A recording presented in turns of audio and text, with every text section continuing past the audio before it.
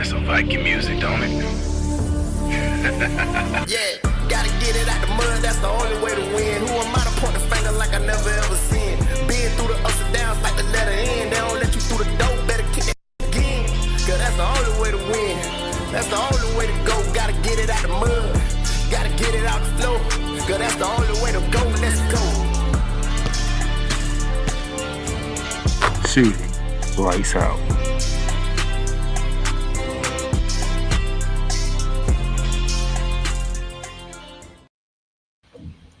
What's up, good people? How y'all doing today? It is Friday, April 26, 2024, and gotta talk more playoffs.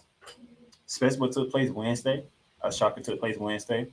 A couple of dominant performances took place last night, and we got the weekend to preview. So playoff basketball is on fire right now, and I'm not alone, ladies and gentlemen. Joining me yet again, representing the reigning, defending, undisputed NBA World Champion Denver Nuggets, out there in Charlotte, North Carolina, the cool man, Cool McCain. Let's get it. How you doing, man? Hey, man, I'm pumped. I'm hyped. I'm excited. And it's a whole lot of Lakers fans that are lamenting on Facebook, but we could have saved them the trouble. I don't. If Saturday goes the way that it's supposed to go, I'm gonna be a happy man. I'm just gonna say. Even if it doesn't, the next game is gonna go the way it's supposed to go. No, I want Saturday to be the final straw. I mean, I'm not gonna sit here and be like, no, I don't want to sweep them. I'm just saying, even if it doesn't, like, we still good. No, I want the embarrassment of a lifetime. Oh, I know you do, sir. For that team, I want them embarrassed. That's what I want. For a second year in a row. For a second year in a row. That's right. I said it. I'm not against it, sir. I'm not against it. How could you be? That is your team.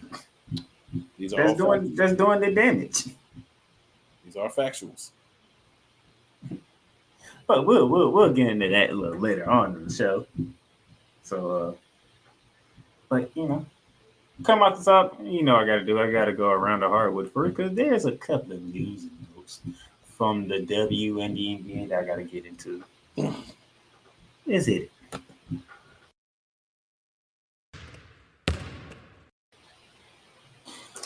All right, so to begin the hardwood, we're gonna start in the WNBA and Mrs. Prince.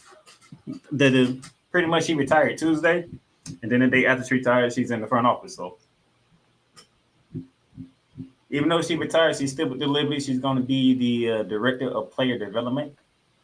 That should be good. You just fresh off retirement, so you practically know what's going on, how these ladies should be conducting themselves and getting better to do something that has never been done in New York Liberty history, and that's bring home a WNBA championship. So that should be good. Dallas City Council approves Wings moving to downtown. So by 2026, the Dallas Wings will be playing home games at the Dallas Convention Center. That is a great move, and it's coming off the heels of the fact that they have sold out season tickets this year. It'll be the Dallas Wings. Yep, along with a couple other teams.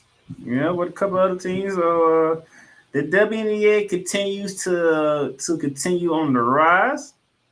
Can't be mad at it. Gotta love the exposure that the ladies are getting.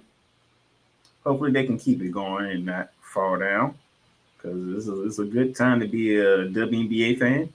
Yeah, I wanted to say, man, the Wings getting the approval to get a stadium downtown, that's big.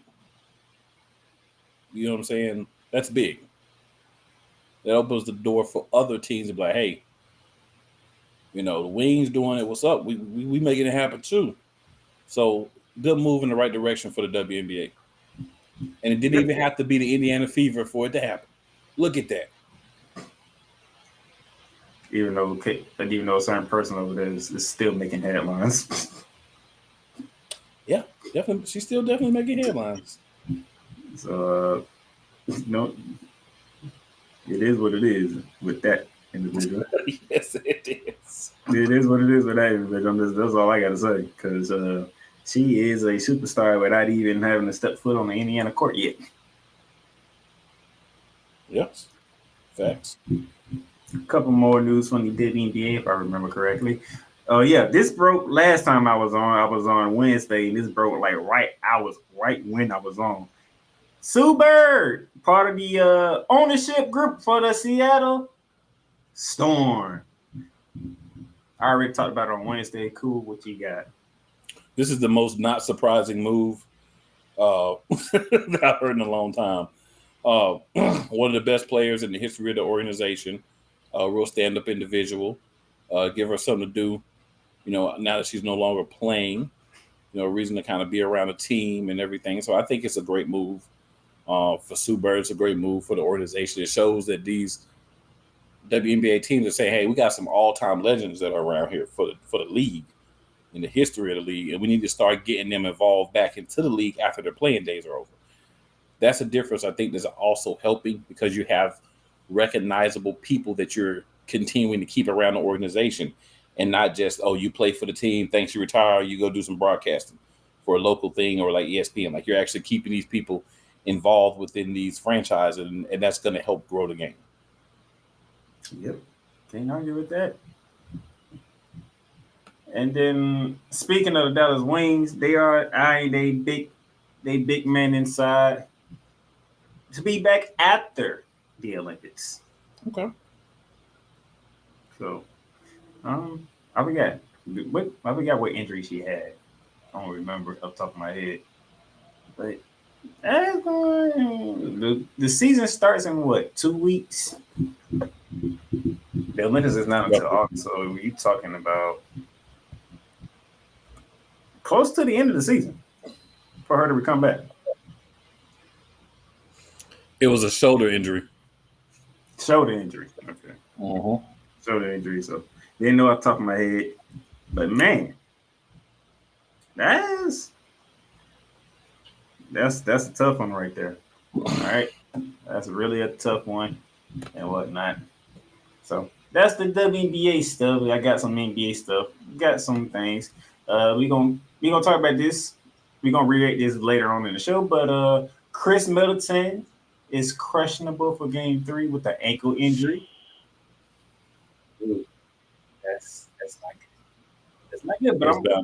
But like I said, we're gonna reiterate it more when we get to the Bucks and Pacers series, as that series is tied 1-1. And plus, I got another news that y'all gonna be probably wondering what's going on with another person. I got that answer too. Now we got a couple of awards to announce. First off, the Timberwolves, Naz Reid wins Sixth Man of the Year over Malik Monk. And this is how the voting went. 45 first place up went to Reid, 43 went to Monk, and both guys got 39 second place votes and 10 third place votes. Coming in third was Milwaukee Bucks Bobby Portis. Fourth was Norman Powell for the LA Clippers, and Bogdanovich coming in fifth for the Atlanta Hawks. Correct. I want to reiterate how far away second and third were from each other. This was a two-man race. Mm-hmm. Literally. Pretty much. You have any thoughts about Reid getting it over Malik Monk? I don't have a problem with it because Reid's doing a lot for Minnesota, right? So you look at it, you say, honestly, those were the two real front runners anyway, if you've just been watching the games all season. Those were the two guys who were the most deserving. I wouldn't have had a problem with either one of those guys winning because of what they've both meant to their team. And the fact that Reid, able to come from, some difficult circumstances to now be in this position, man, it's a great story. I get it. What does the Malik Monk got to do to win Sixth Man of the Year? You got to be more likable than the other person. Reid got a better story. Straight up, Reed had a better story. I thought they were about the same. Reed won. So stories is going to determine the winners when Malik Monk is out here busting people behind off the bench. I mean, you can't say Reed wasn't busting people behind off the bench either, but the story. There's always going to be some people. We talking about a 10-vote difference.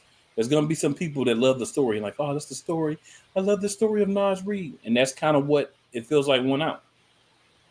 You know what I'm saying? I'm not saying it's right. I'm not saying I agree with it. I'm just saying that's what I see from looking at how I feel he won over Malik Monk. Like I said, I feel like it could have been. It could have went either way. Well, Nas Reed got it. I was thinking Malik Monk and only Malik Monk because, I mean, we're the Kings without him. I mean, man, why does this man come off the bench anyway? So That's the bigger thing. Why is he even really in the running for 6 man? Because he actually is the 6th man. I know, but I'm saying, why isn't he starting and not being in the running for 6 man for Malik Monk? That's what I'm saying. Nevertheless, Nas, we got it. 6th Man of the Year award. Congratulations to him. We'll be talking about the T rules later on in the show in their series. And lastly but not least, they have the Clutch Player of the Year. I mean, if you're named the award Clutch Player of the Year, there's like only one name on that list. Like, who else is like more clutch than Steph Curry?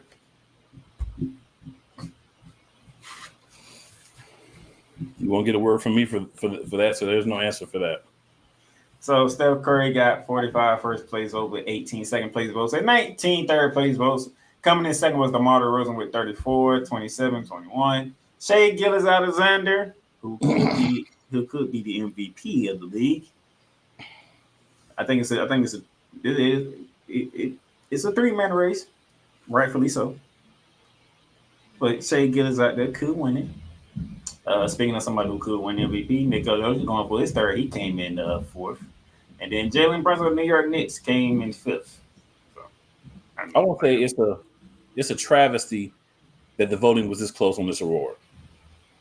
Like, this is a travesty that it wasn't a runaway Clutch Player of the Year award for Wardell Stephen Curry. Voters, they should be ashamed of themselves for that. You know what I'm saying? It shouldn't be no less than 40 votes difference. It should be over 100 vote difference. Y'all got to stop this. I got to stop trying to take this man's shine away. When you know he the most clutch player in the league, he pull up from anywhere on a consistent basis. DeMar DeRozan don't do that. Stop that. Stop it.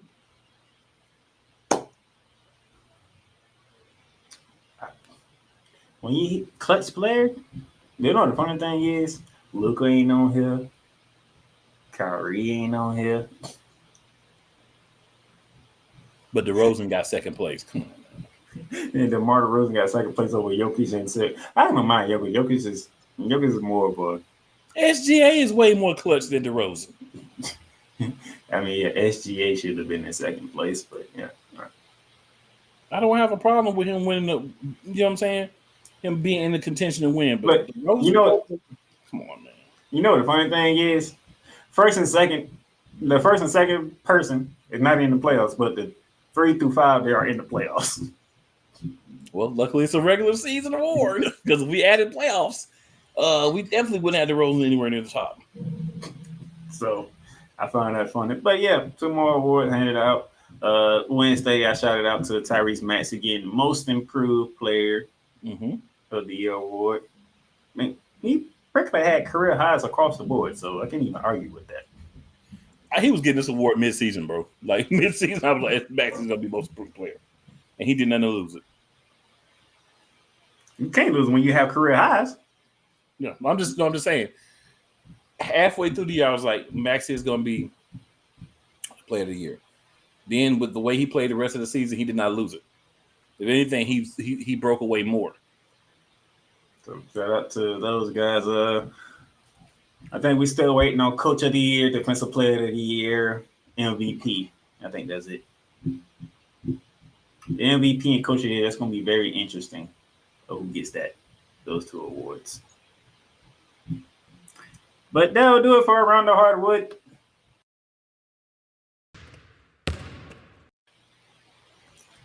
All right. When we come, we're going to take a break, and when we come back, we're going to recap what took place over the last 2 days of NBA playoffs. And how things have changed drastically.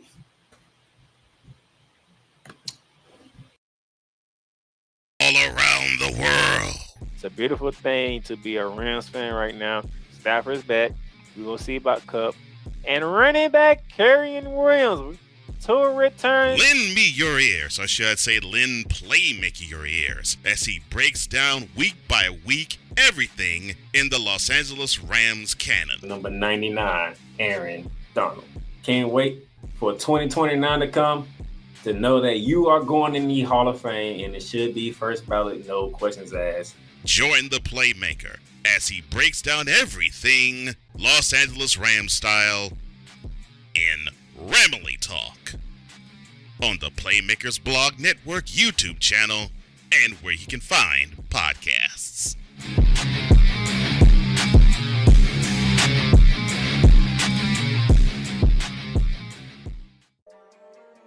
Cool McCain. You thought you wanted Gunther against Chad Gable, but you didn't. And I'm going to tell you why. Chad Gable would take everything that Gunther's done and bury it.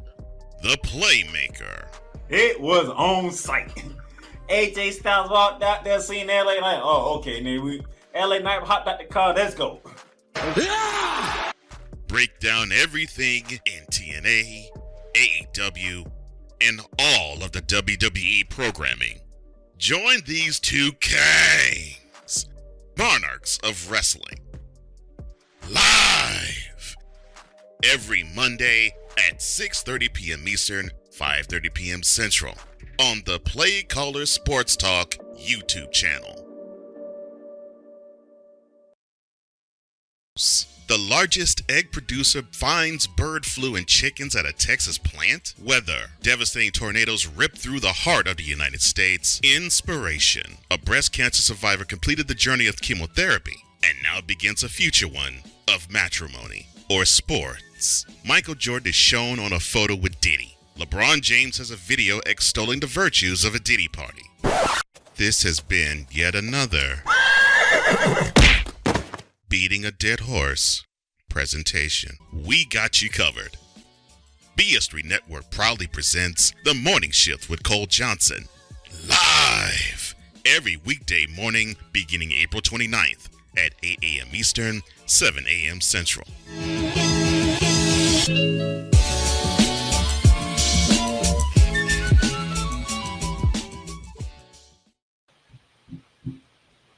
All right. Welcome back to Shooting the Lights Out. And they had the NFL draft yesterday. That was interesting for me to be a part of. I know you had an interesting night too during the draft. Yes, sir. Yes, sir. Especially when pick number 8 happened. Ooh, boy, if I was doing a football show, that would have been the main talk of every show. What was Atlanta thinking there?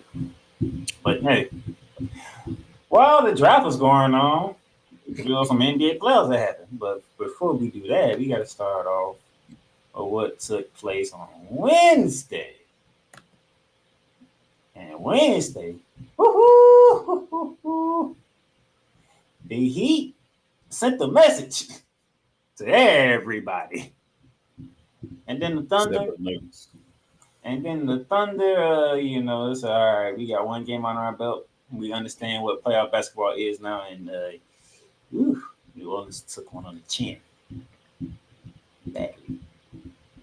But first off, the shocker of the playoffs. TD Garden Game 2. Boston looking to go up 2-0 after they put their foot up the Heat's behind in Game 1 without Hemi Butler. Still without Hemi Butler. And come to find out there was no Terry Rozier for Game 2. And Boston was a 14.5-point favorite. I laughed when I saw that. I was like, bruh, we're in the playoffs and you telling me a team can be a 14.5 favorite in a playoff game? Good gracious. There was no faith in the Miami Heat. Well, the Miami Heat has something to say about that. 111 1-on-1 victory over the Boston Celtics. And Miami flipped the script on Boston. All 5 started for the Heat in double figures. Led the way by Tyler Hero with 24 points, 14 assists, and 5 boards. Bam Adebayo and Caleb Martin both with 21 points. Bam also gave you 10 rebounds. And then all of a sudden on the Celtics side, well, Jason Tatum and Jaylen Brown, they combined for, 61 points, but 13 from Durant Wright, 9 from Drew Holiday, and 6 from Kristaps Porzingis. Ugh. Those are not good numbers to look at. But the main thing is, when I say they flipped the script, the Heat. They got hot. The Heat was scorching hot from 3. Dare I say white hot? Man, that, ladies and gentlemen, that is a plus 33 for Miami in the 3-ball department over the Boston Celtics. And they wasn't jacking up threes either. Those threes was in the rhythm of the offense. This is true. Wayne, how you seen a team that can take 40 plus threes and you look at them like, most of these damn threes are in the rhythm of the offense. These ain't rush. These ain't heat checks. This is within the offense that they are running. 23 out of 43. 53.5% from 3. Like, I know Jaden Brown, Taylor Samples is looking at them like, why? Like, why every single time we got to face this team, we get problems? They don't have Jimmy Butler. They don't have Terry Rozier, and yet it is 1-1 heading to South Beach. So, Cool McCain, the floor is yours, sir. Well, Shaq had the script for this game beforehand because he was the only one yelling that he was going to win by 10. So, when Shaq started talking, I'm going to start making some bets now because Shaq got the script. He know what's up. But all jokes aside, they said before the game that Tyler Hero said that Jimmy hit him up and told him basically, you got to be the hero. Tyler, you got to be the hero, all puns intended. And not just scoring, but also setting people up, being a focal point. Tyler Hero really bought into that for game 2. And I will say this, even with how amazing Miami played, 10-point win. That's still not a lot with how well they played, like from the 3 and everything. So it's still concerning if you're trying to win the series if you're Miami. If you're Miami, what you're hoping for is we can get Jimmy Butler back sometime soon and maybe make a series out of this. That's probably not going to happen, but that's the best bet or the best hope if you're Miami. Y'all going home. Role players play better at home, right? This is what I always say throughout the playoffs. So maybe they got a chance to get one, maybe both of these games at home because they did split on the road. So you protect home court the rest of the series and you win the series. So, Boston. This is the third time. Y'all have played Miami, and Miami has been scorching hot from 3 on y'all. They like that. I thought y'all was the team who wants to shoot the 3 ball. Did I misconstrue how Boston wants to run the offense? I thought Boston was the team that wanted to shoot 3s. You didn't misconstrue it, but I think there's times where it's like, yeah, this team want to shoot it too, this team want to do whatever. But sometimes you just get a team that's just ready. You know what I'm saying? And I felt like that's a team that's just ready. They won't play in no games. 0 games. Miami came out to make it happen. Boston wasn't necessarily not involved, but they weren't as adamant about getting points. I think they kind of felt like most of the game, we'll have a chance to come back. We'll get back in this game. We'll have a chance, right? But what they didn't realize was Miami wasn't trying to get them that chance. Now, there's been some, how can I put this? There's been some problems about the fact that some people admire what Eric Spoelstra has done with the Miami Heat since the Big Three dissipated. And there are some people out there who don't like it because he's never won a championship since the Big Three left. If those of you who pay attention to basketball like I say y'all do, name me a superstar outside of Jimmy Butler that this man has coached outside of the Big Three. And credibly, some people don't even believe Jimmy Butler's a superstar. Am I correct? You are correct. And if I recall, Miami don't really draft guys. They actually get the undrafted guys, right? Mm-hmm. And this is what is called Heat culture. And yet, every year, who always find a way to be in the Final Four no matter what seed they got? I'm going to go with Miami for 500, sir. So, I know Eric Spoelstra hasn't won, but how many coaches in the NBA right now are you taking over Eric Spoelstra?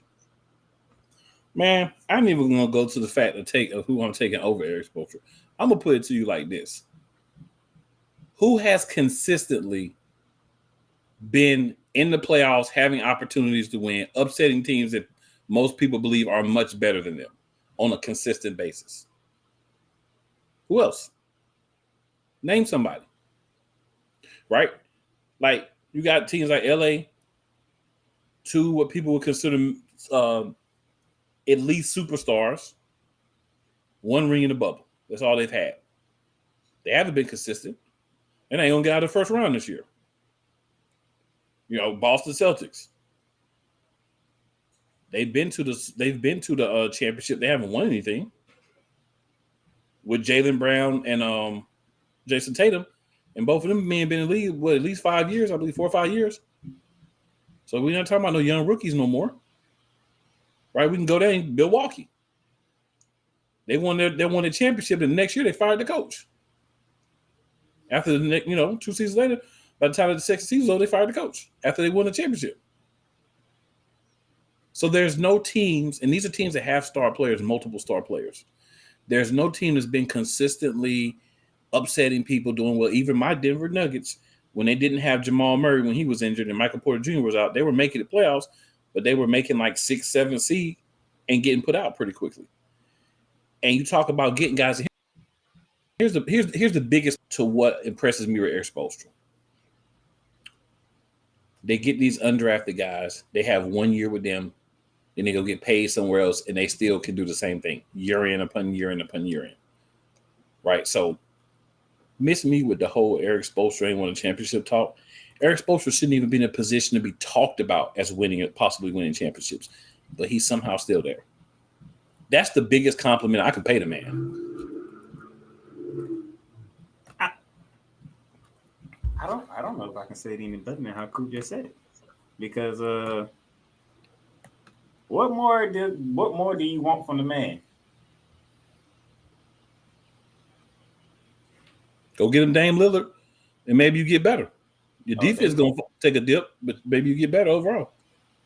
And no, Eric Spoelstra, he probably found a way to keep the defense the same. If anybody would, I would say it would be him. That man saw his team get destroyed in game 1. Came back, made adjustments in game 2, and he flipped the script on Boston. That he did. Who has been the best team in the NBA record-wise? Am I lying? If you would line, you flying, and I don't see any wings, sir. So this hatred towards Eric Spoelstra, I don't understand. That man takes a team. When you look at their roster, you be like, huh, okay. Yeah, I'll probably make the playoffs. So you got Henry Butler, but y'all ain't going far. And before you know it, we get to the East Finals, and who's in the East Finals? The Heat team. And we scratching our head, what the hell is Philly? What Philly? What happened to Philly? Boston, what are y'all doing? Nevertheless, the Heat's still there. Matter of fact, who was the AC that made the NBA Finals last year? That would have been the Miami Heat, as far as I can remember. And if I remember correctly, one day was like 3 minutes away from being eliminated completely by the Chicago Bulls in the play-in tournament. That's what I recall, sir. Then they took out Giannis and the Bucks and foul, even though we know Giannis was injured for the start of that series. Took out the New York Knicks. And then everybody was like, yep, this is Boston season to go get it. Who knocked out Boston? By the way, in Game 7, in TD Garden, by the way. In dominant fashion, too. When Boston had multiple chances to close out and couldn't get the job done on top of that. But yeah, we want to look at Aaron Spurs because he ain't win no rings since LeBron, D. Wade, and Chris Bosh left. If I recall, he's the most consistent guy that can get there. Good gracious. Because we keep looking at Jason Tatum. Jason Tatum, you want to be the face of the league, but you gotta give me a ring or something. And every time he get close, he run into the Miami Heat, and the Miami Heat gives him problems. They know how to guard him. Like, hey, Giannis, you looking like 2019 team, Giannis. Y'all looking good. Giannis goes down. Miami's like, oh well, gotta take you out.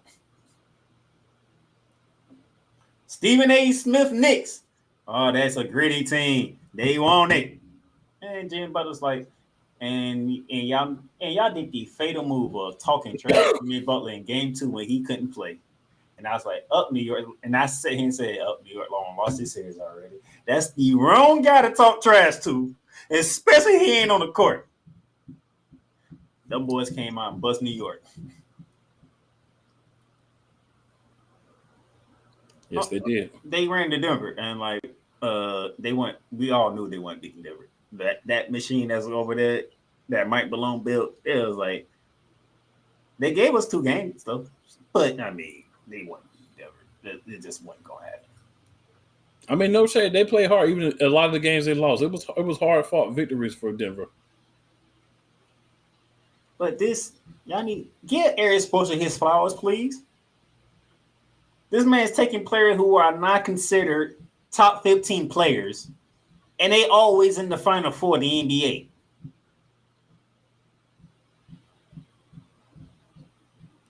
Now, I got that out the way. I'm moving on. Oklahoma City, the number 1 team in the West, versus the New Orleans Pelicans, who found a way to get in, even without Zion Williamson. Game 1 was tightly contested. Game 2, not so much. Ooh, boy.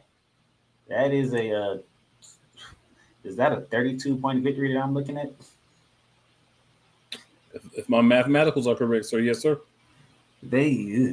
Oh, man. You know what the problem is? The Pelicans have a problem outside of Zion not being healthy.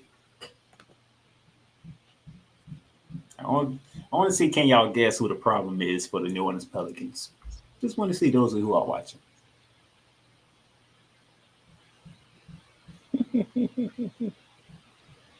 I haven't figured that out yet. That would be Brandon Ingram. There's another problem, too. Man, and you talking about CJ McCollum? Yes, sir. He showed up in Game 1. Hey, this series is more than 1 game. It is more than 1 game, but here's my problem. Brandon Ingram. I'm gonna say a word that we want to see from players, but not for a type of player like him. This is Brandon Ingram stats in Game 1 too. In 2 games, Brandon Ingles only took 20 shots. and only scored 36 points in 2 games.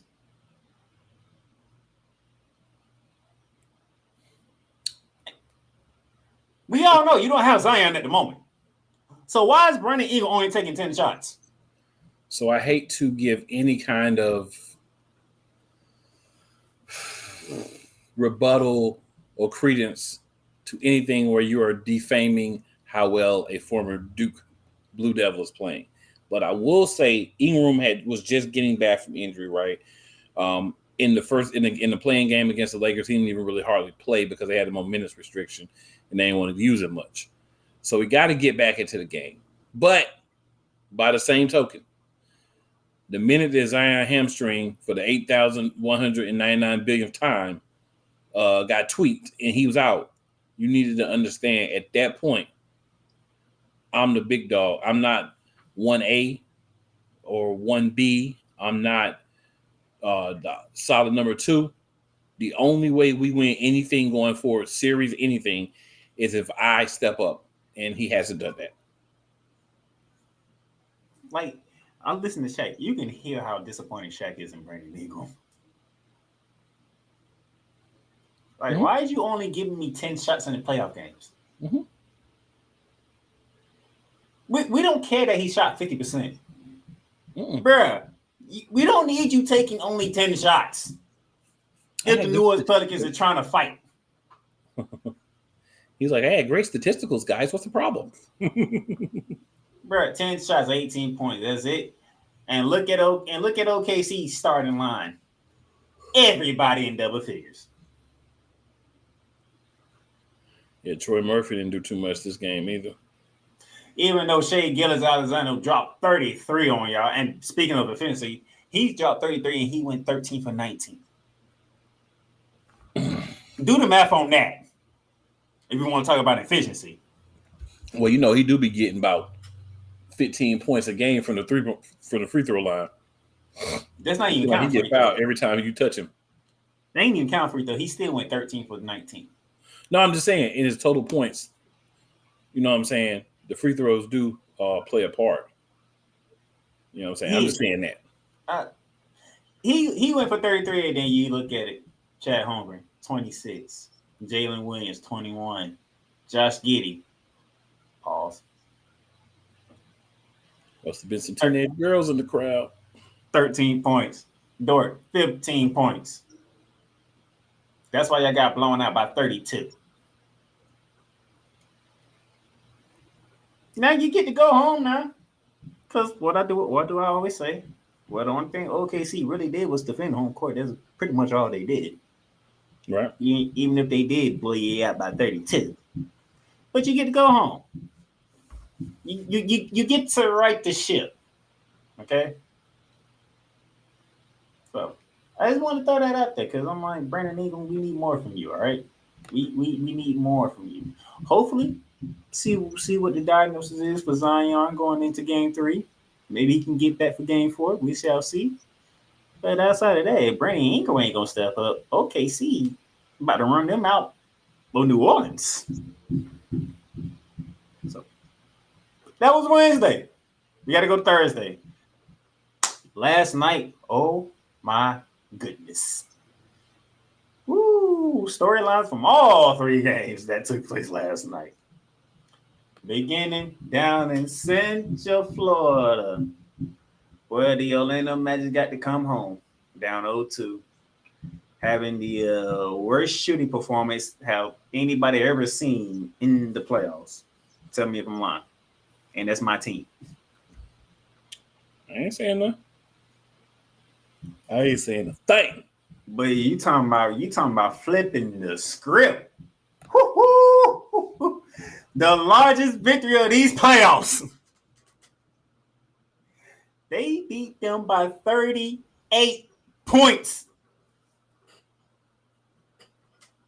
Almost a 40 burden. They almost did them like Denver got good in the football this past year. Them boys were on it. They came home. Hey, you know what? I gotta say this. having one of the best Magic players in attendance might have something to do with it. I'm just gonna throw that out there. The great T Mac was in the building. So that might have something to do with the boys being up. Like, all right, this is serious. This is game 4 too. Then this is serious, and this boys came out. Oh my goodness, Paolo Banchero 31-14. That 14 is very interesting. The 14 is more impressive than a 31. You know why? If you look at the front court of the Cavaliers, and I'm talking about Evan Mobley and Jared Allen, they combined for 25 points and 10 rebounds. Pablo Banchero did better than both of them combined.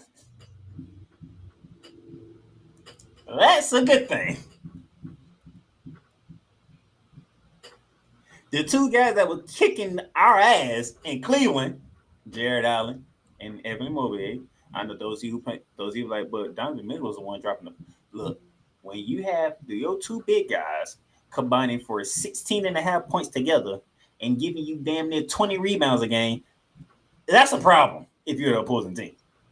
That means them two are cleaning the glass and it's making it worse on you. They couldn't clean the glass last night. Pablo was cleaning the glass. And then Jalen Suggs said, all right, I need to turn into Gonzaga Jalen Suggs. 21 points, 9 from 11.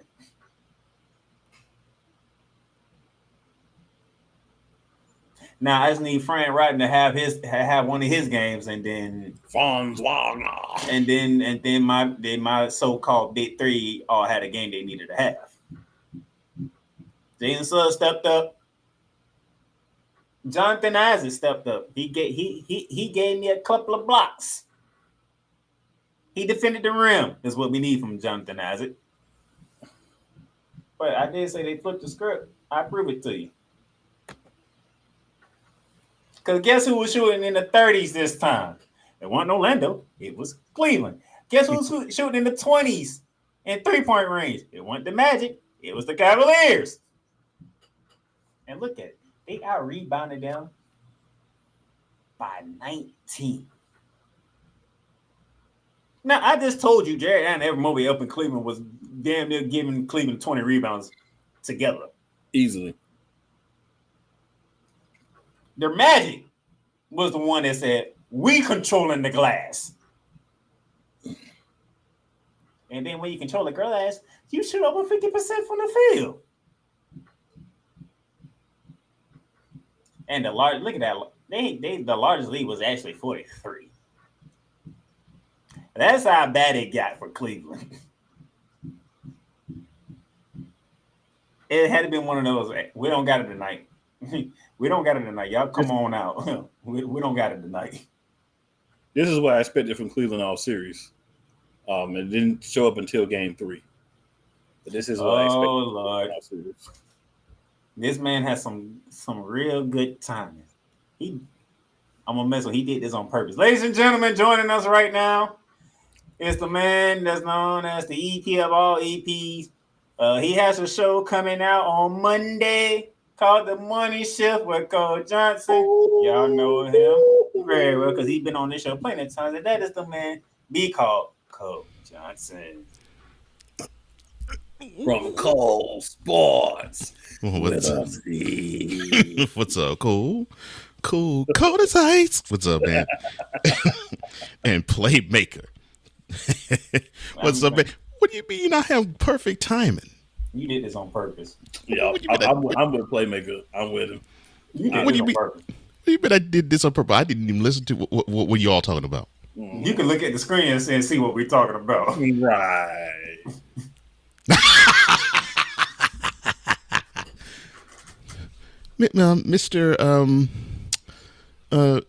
Mr. Silence, I thought the Magic didn't have any magic in their offense. What happened, sir?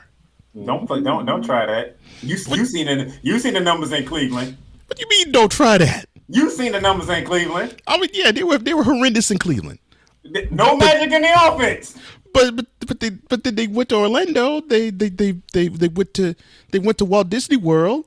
They rode Space Mountain and they found their offense. He said they rode Space Mountain. I mean, Space Mountain is in Orlando. I know, but the fact that he said it. but I know it. That's what I'm saying. It actually is in Orlando, but when he says it, you don't think Orlando. You think of Ric Flair. Right. Nicola. Exactly. Victor's in the building. What's up, Victor? What's up, Victor? But like I said before you came on, I was like, I have to admit, maybe having one of the greatest Orlando Magic players in the building, and Tracy McGrady might have did something. Oh Lord. And I say he need to come to every game.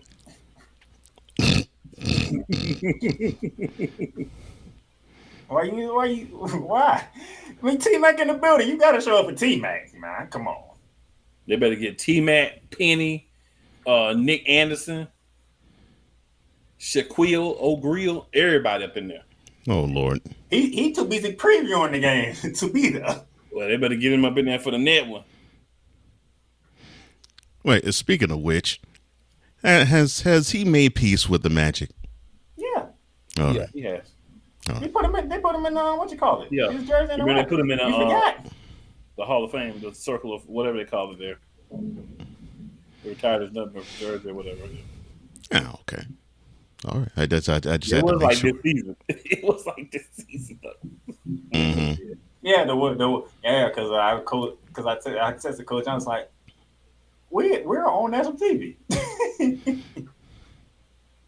Because we weren't slated to have a national TV televised game. We was on national TV because we was returning Shaquille O'Neal. Mm-hmm. Right. But I knew your butt was going to come in and try to get on me about my match because they ended up flipping the script on Cleveland. I mean, I saw 120 points scored. What am I supposed to do? Yeah, after they scored 83 and 86 in Cleveland. They scored as many points in one game almost as they did in the two in Cleveland. I'm like, oh, so I was believing in you, Playmaker. I thought the Magic was gone in their offense, and then all of a sudden, they said it's a small world after all for Cleveland. I don't know what to tell you. You know what happened? They said it's cooking, and then everything started working. I mean, your favorite stat. They out rebounding them almost 20. No, that's how you're supposed to do it. Mm-hmm. You got to want it. When you have Evan Mobley and Jerry Allen on the other side. Mm-hmm. Yeah, that's how you do it. You got to want it, and if you want it, and you want it that bad, yeah, you make your opponent feel this small, which they did.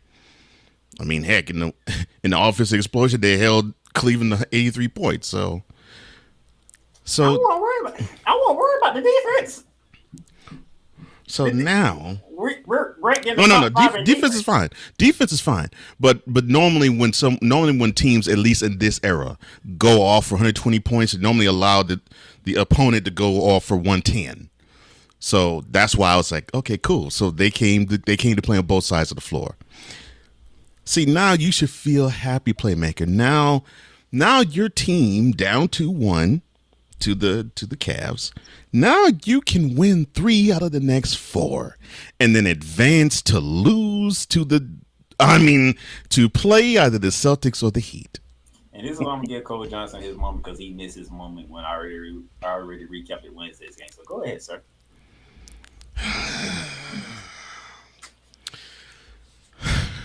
Where should I begin? You're supposed to be the best team in the NBA. You had over 60 wins. No team within your conference had 50 except for the Knicks. And they got that on the last day of the season. And you had 3 teams in the West battling for the number 1 seed, but they weren't even close to you guys. But should I be surprised? No. I mean, there's been signs of this. I mean, we were just talking about the Cavs. Take, for instance, them. When they went to visit Northeastern Ohio, I believe this was back in February, where you had a 20-point lead in the fourth quarter. And lost. And you had these moments where you would have these spectacular games where you would just sprint out to these large double-digit leads, and then you walk with your head hanging low as if a bully stole your lunch money. And then we get to Wednesday night. You had a wonderful performance Sunday.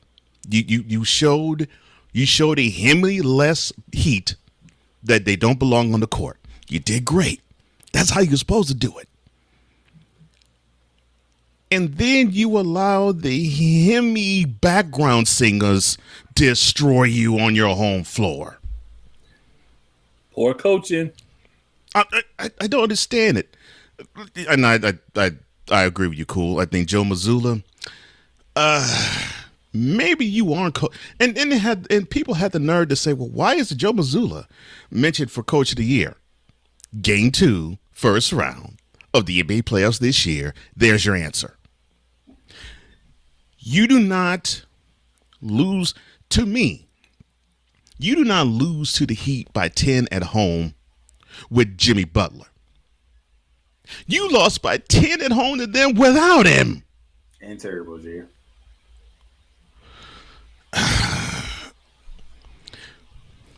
See, you're better than the Heat, and I know you have revenge on your minds because they were the team that bounced you on the East Conference Finals last year. So I know, and you all have I won't say a rivalry. It seems like you all have some competitiveness to you all because you seem to want to meet them in the playoffs every year, and you just bounce each other out of the playoffs seemingly, and you take turns doing so.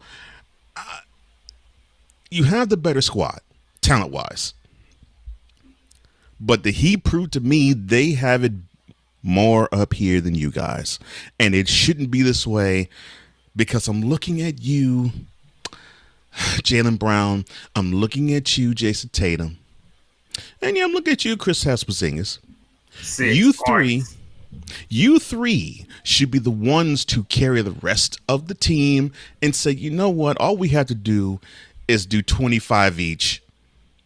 You could chip in with 25 to 40, and we will win against every single team in the NBA. You cannot excuse that effort. I'm like, you got to be kidding me. They went to the finals 2 years ago, and they were 2 games away from hoisting their 18th Larry O'Brien trophy in the first in this little bunch that has congregated together in the Jason Tatum era. But Ime Udoka decided to give the team a whole lot of hoes, and then you lost your focus, and then you lost 3 straight to the Warriors. Then we get to last year, where it took 3 butt whoopings in a row for you all to wake up in the Eastern Conference Finals and say, oh, we ain't eliminated yet. Well, we got to start playing.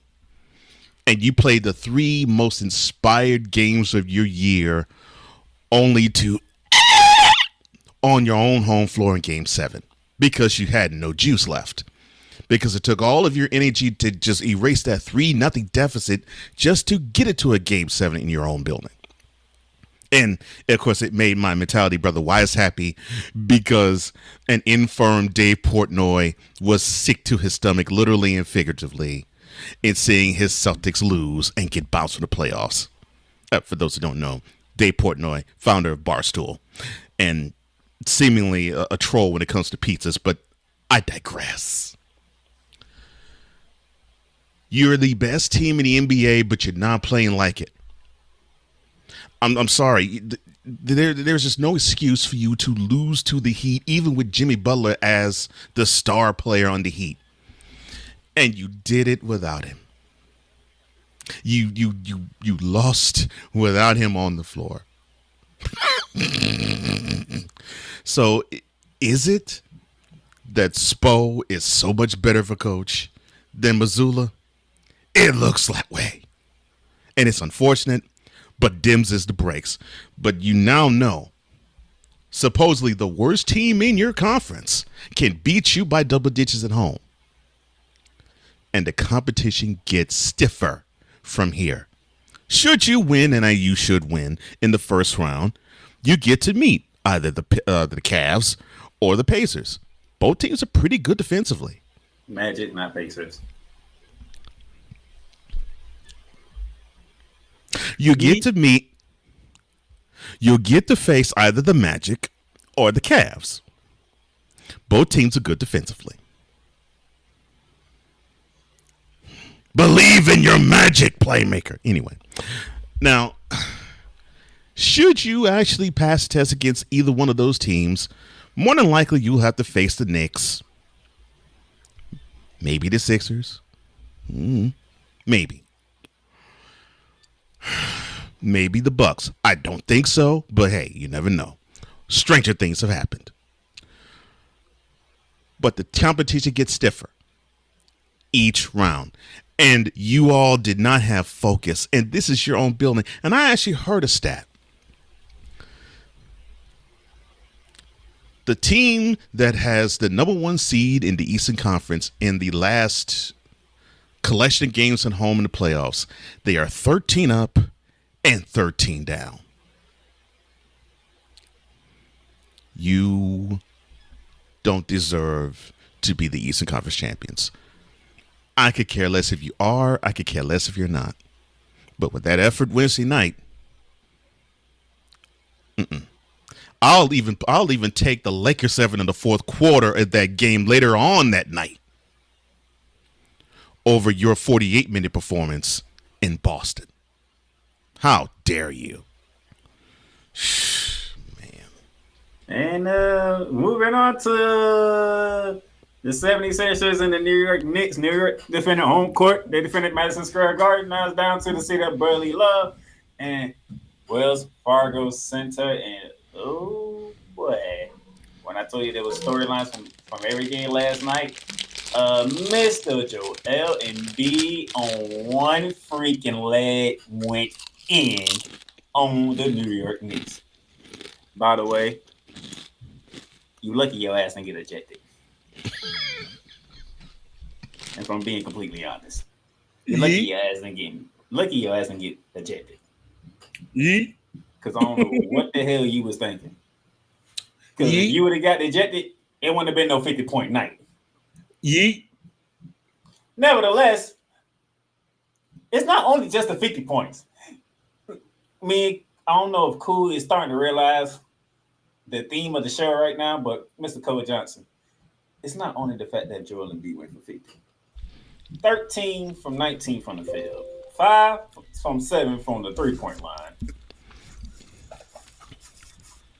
Was everybody just on yesterday? Because the efficiency of what is happening right now is ridiculous. I'm on. Wipe me down. Wipe me down. I'm on. Yeah, that's what the Sixers were singing last night. They were singing, wipe me down, all of them. I mean, what I loved about it is the second half they played inspired. And it was not that they've been outclassed by the Knicks. It's just that they've been out-hustled by them, basically. Game 1, they lost by 6. Game 2, they lost with a... They had a 5-point lead going into the Knicks' last possession, and it went from a 5-point lead to a 1-point deficit. So, at the same time that the Knicks were on the floor, on that side of the court, Maxey was fouled and the refs didn't call it. Yeah, Maxey was mugged. Let's be honest. Maxey was mugged by 2 Knicks, but unfortunately, the refs swallowed the whistle. They swallowed the whistle. But this is good for the Sixers because I think they had to come back from when Embiid hung his head low in MSG's locker room, in the visitors' locker room, and he said, "We're the better team. We're the better team." Well, if that's the case, if they're the better team, they had to win 4 of the next 5. Well, now they got one of those wins. Now it's 3 out of the next 4. And you had an appearance, I believe, Mr. Playmaker, on a friend of our show. Yeah, we got the Ebby man of the show in here as well, in Vicala, where I could have sworn I heard heard him say, quote, Joel Embiid sucks, close quote. It's not aging well. And yeah, he's talking about me hopping on Snowman in the morning to defend Joel Embiid for these playoffs, not the career, but these playoffs. Yeah, I mean the dude's been hobbled, but he's shown up. On one leg. I mean that's all you can say. He's shown up. Look, he is a Mr. Glass candidate, no question. But I have to give him credit. He's getting on it. He's jogging slowly down, if not walking toward the upside of the court. He's actually showing up, and he's actually showing that he wants to be a part of this team, and he wants to carry this team as far as he can take them. I respect that. I respect that. I'm happy you here to give him some flowers. I need the main man to give Embiid his flowers because I tried to tell his behind yesterday. He didn't want to listen. That's the problem with some of the old heads. They want to be stuck in their ways. Well, no, that's but not you said true. Team, right? He never will give Embiid or Mr. James any props. It's not gonna happen. I guarantee you today, he probably did the show. He probably giving Embiid no props, even though Embiid went for 50 and was very efficient at it too. No. The only issue I have with Embiid, of course, besides his health, is I wish he didn't take as many threes. Although last night he was efficient from deep, because I really believe he can destroy people in the paint. And he showed a little bit of that last night. That's my only gripe about him with this game. Props. Yeah. See, even Victor knows it's not going to happen. See, no, you're not going to happen. Now you said team, right? Because I do have an issue with the 76ers. Okay, what's the issue with the 76ers do you have? I'll show you. What, Nick Nurse? Oh, well, when I say team, I'm not even thinking about Tobias Harris. Because I pretty much went into this series thinking they ain't going to get anything from him. Yeah. Toby's Mr. No-Show in this series.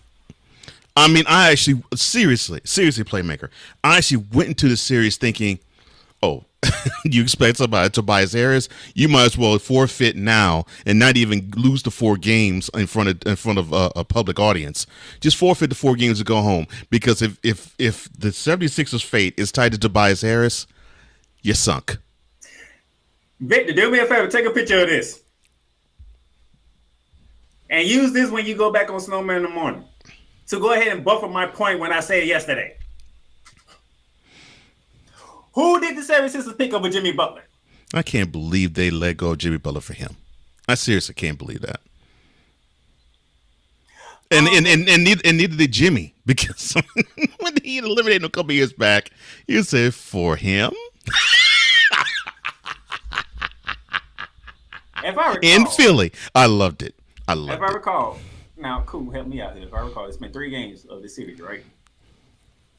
I believe Maxey has scored at least 20 points in all 3 games, right? I believe Joel Embiid has scored 20 points in all 3 games at least, right? Mm-hmm. But they down 1-2 because they lost 2 games because guys from the Knicks, they are balling. Then at one point in game 2, all the starters scored in double figures for the Knicks. Mm-hmm. And then you looked at and you try to find the third person for the Philadelphia 76ers, and it was like, oh, you want to get 10 points? Oh, you want to get 10 points? 10 points in 41 minutes? Why do you have to go Keith Sweat? It just came to me. It's your fault, Coach Johnson. It's my fault. How is it my fault, Playmaker? You the one that came up with that freaking graphic. I can't help it. Who thought Tobias was going to do something? Nobody. I mean, come on, man. This is the problem. They played that man over Jimmy Butler, and this is the productivity that you're getting from him. Oh, boy. Jalen Brunson is struggling. Don't look at how many points he has. But he's still balling. He's struggling, but he's still balling. Demon Genshow is balling. And Anobi is balling. Mm-hmm. Hard. Good Lord. Is there a loose ball he can't get to? Josh Hart. I mean, yeah. You have 3 Villanova Wildcats on the New York Knicks. They all balling while Tyrese Maxey and Joel Embiid trying to do everything in their power to take over this series. And then the third wheel, who's supposed to be Tobias Harris. And this is what he want to give me. This is what he want to give me. Oh, and oh, by the way, the Knicks are doing this without Julius Randle, and we'll be doing it without Julius Randle the rest of the playoffs. That's why it's happening, because there's no Julius Randle. Mm-hmm. And I said this a few months back. I think I just said on this show that I think it's actually better for the Knicks to not have Julius Randle on the team, because seemingly the Knicks play better without him on the court than with them on it. So look, the black y'all hole. Y'all take Black a picture hole. of this. Correct. Cool. Correct. Y'all take a picture of this, because guess what? Whenever this series go and the 76ers do get eliminated by the Knicks, You'll add more to that. do not blame Joel Embiid. You'll add more to that. Don't blame Tyrese Maxey. Hell, don't even blame Nick Nurse. This guy right here, who got paid, by the way. I don't even forgot how much he got paid, but he got paid pretty damn good too. Why is he attempting threes? Oh my gosh. This guy hasn't shown up for Philadelphia. And it's sad. At home, he pulls down less boards in the 2 games in MSG. Come on, man. You got to show effort. If you barely scoring, at least make it up somewhere else. Dude, Tobias says need to get the Ben Simmons treatment if I'm staying in Philly. Well, because this is just.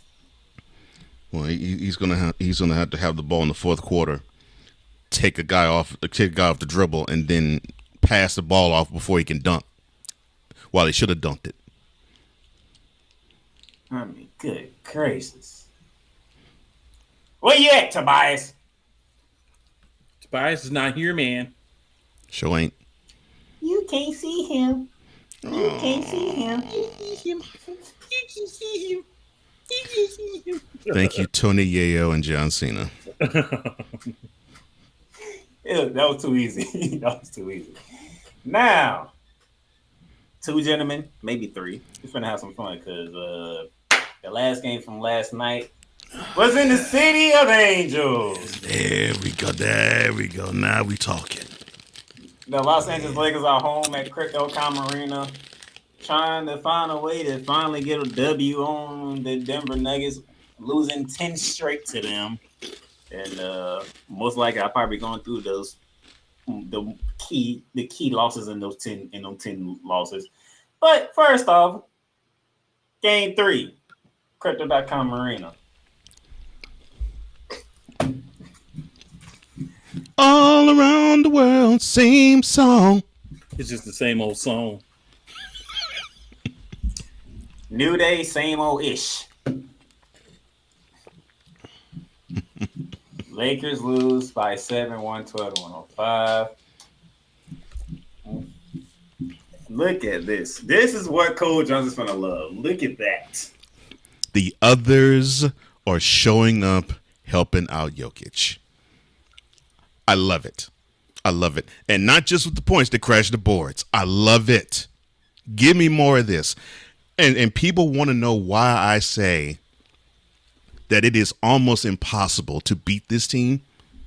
Mind you, I'm not the Nuggets fan. You see who the Nuggets fan is of the 3 of us.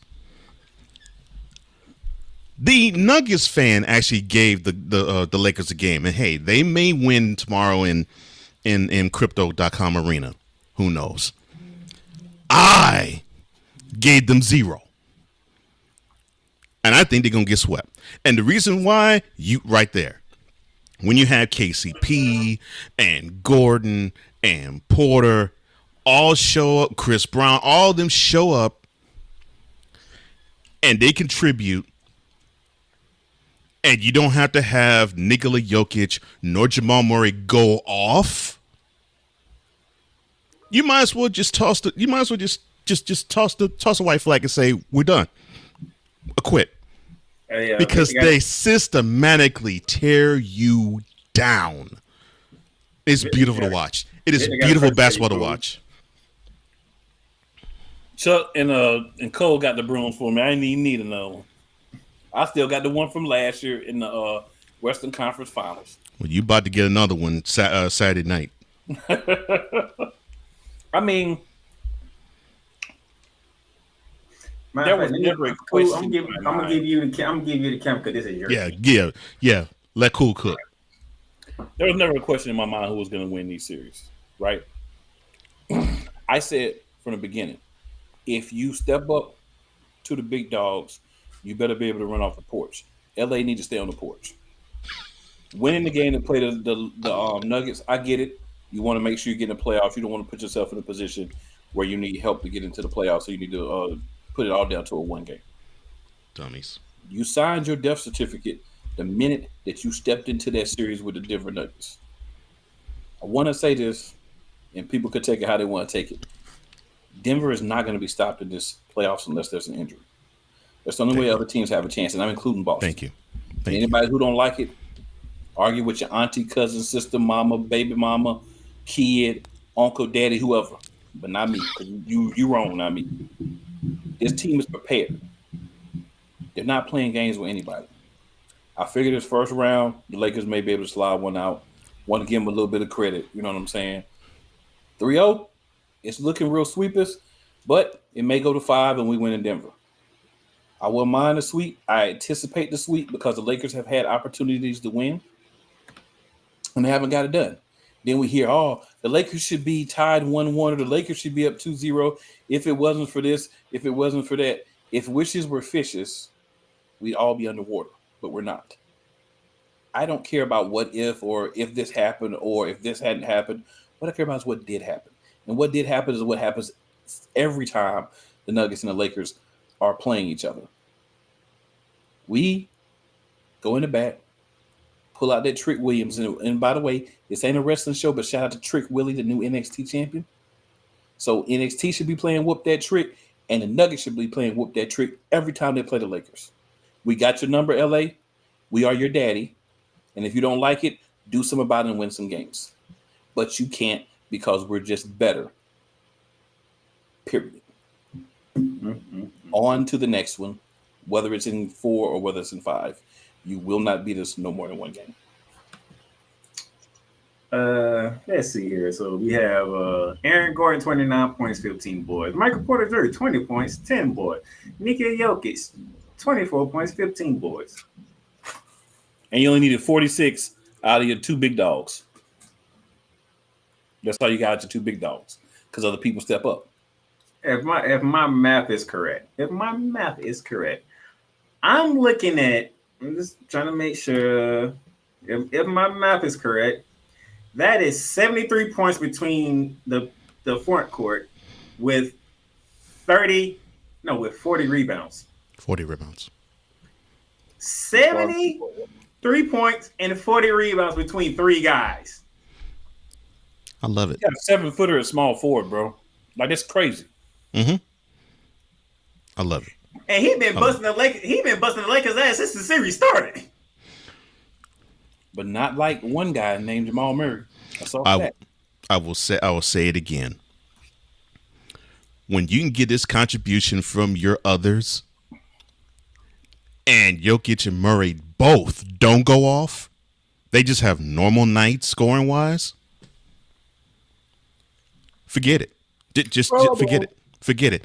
And then Murray giving you 9 dimes. He kept feeding Gordon. I mean, it was just beautiful. It was beautiful.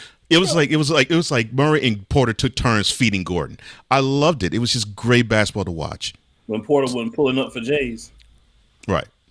When Porter went pulling up Jays, he was throwing dimes.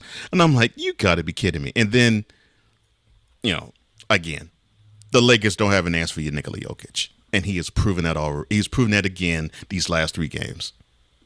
And no, they don't have an answer for Nikola Jokic. They must not know how to get the ball to Anthony Davis in the fourth quarter. Well, you had to consult the head coach of that team and Darvin Ham. But LeBron Ham. Yeah, LeBron Ham. But memo to you bronsexuals. When we said to you clowns that the Lakers don't even measure up to the Nuggets, and it's a bad matchup for them. We weren't saying it because we were hating on LeBron. We were saying it because the team, compared to the Nuggets, is garbage. I'm sorry, they are. I mean, look, we've seen the first 3 games. They know how to play a good first 24 minutes. They play a great first half, and this team is straight just like LeBron. I mean, it's straight like an old man. You know, he's stiff, he's hard, he's ready to go, and he's rocking, and he gives you that maximum performance early, plowing everything he sees. And then the second half happens, it's like, see y'all. And the whole team pieces out. The whole team just says, well, we'll collectively do nothing. And I'm going to go back to game 2. How is it that how is the highest scorer in the game only gets 1 shot attempt in the fourth quarter? Tomfoolery. I don't understand that. Talking about bringing right full circle to what I just said. I don't understand that. I seriously don't understand that. I thought the name of the game, especially in the playoffs, is you feed your hot hand. It's like they went away from and turned him cold. I'm like, what's the point in having him be on the team if in the minutes that you have paid this man money to actually perform in, you force him to disappear? And here's the crazy thing, because last year Cole Johnson was get on Anthony Davis because one game he hot, the next game we don't know. Yes, and he actually has shown games. up. He's actually shown up. 3 straight games in the first 3 quarters. All 3 of these games, he showed up in the first 3 quarters. He's going head to head with Jokic. And he's holding his own. He's not. I don't want to say he's doing better, but he's holding his own. Now, Mr. Davis, don't you ever come out of your mouth and say that the league or the people who vote for Defensive Player of the Year hates you or has it in for you. You know why you were not considered Defensive Player of the Year? Look at the tape in Game 1 and in Game 2 in the second half, especially Game 2 of the second half, because Jokic clowned you silly in the paint. Clowned you silly. I mean, you couldn't out-muscle him. You couldn't out-laterally slide to stop him. He was quicker than you in a burst. He's stronger than you. And he is more diversified in his offensive set than you are in your defensive presence. That's why you're not Defensive Player of the Year candidate. Sorry. D-Lo. I think that's the appropriate name for you today, D-Lo, because you was definitely on the low. Game 1 and in Game 3. Game 3 worse. There's nothing in Game 3. Nothing. They gave up. Nothing. That's a 0. That's a donut right there. Hey. I'm telling you, man, Denver's an underrated defensive team too. And you know what? I'm gonna make Cole Johnson. I'm gonna make Cole Johnson laugh. The Nuggets won by 7, right? Cool McCain. Yeah. Your team won by 7, right? Guess where the 7 points came from?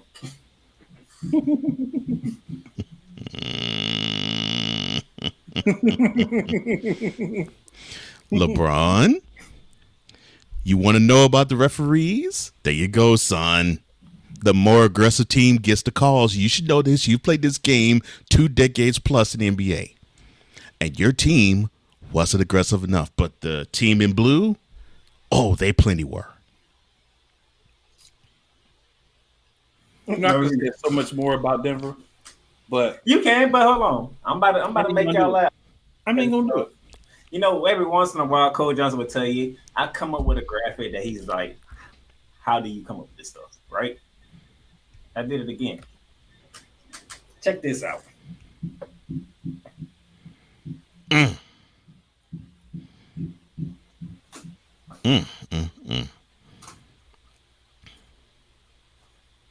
Hot starts. Cold finishes. Cold-blooded on the finish. Game 1, second quarter, 7:37. Lakers up 10. How did that game end it? The niggas ran them out. Now, these two gentlemen couldn't join me Wednesday when I went in after what took place in game 2 because they had a 20-point lead at the 10-minute mark of the third quarter. And Cool McCain will have a shot that he will remember for the rest of his life from Jamal Murray. Jamal Murray from about 15 over an outstretched arm. Anthony Davis. LeBron patted him on the side and said, "You go guard him. I don't want that smoke." Yeah, slide over there, homie. Go ahead over there, big AD. And matter of fact, it was actually worse than that because when about 2 minutes and 45 seconds went by, we got to the 7:15 mark. Denver only took off 1 point from the 20-point lead the Lakers had. So, yeah, it was still a 19-point deficit midway through the third quarter. Yeah. And they still came back and won. Mm-hmm. And then last night, Lakers started off hot. They had a 10-point lead first quarter.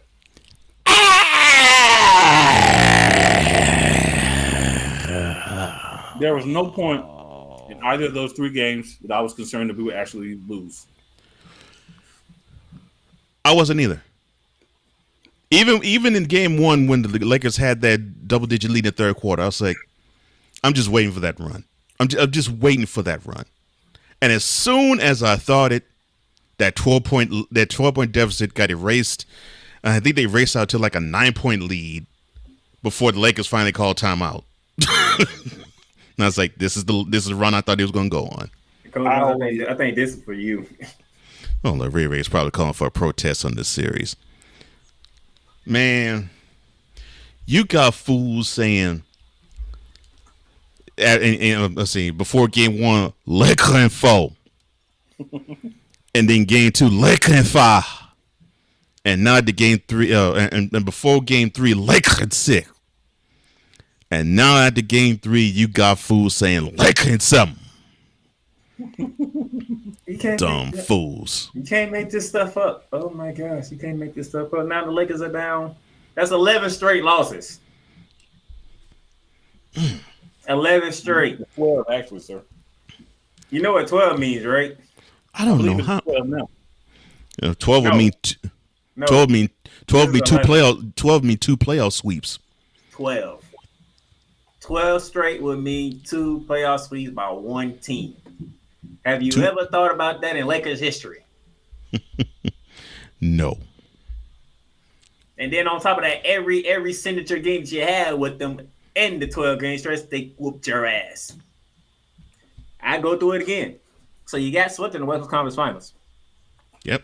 Got swept throughout this season. As them went on the way to win their first ever NBA championship. Yeah, got swept in the season. The aforementioned Anthony Davis opening his mouth about how disrespectful Denver Nuggets were toward him and the Lakers during the offseason. NBA said, guess what? We're going to send y'all back to the Mile House City to watch them get their championship rings. What happened?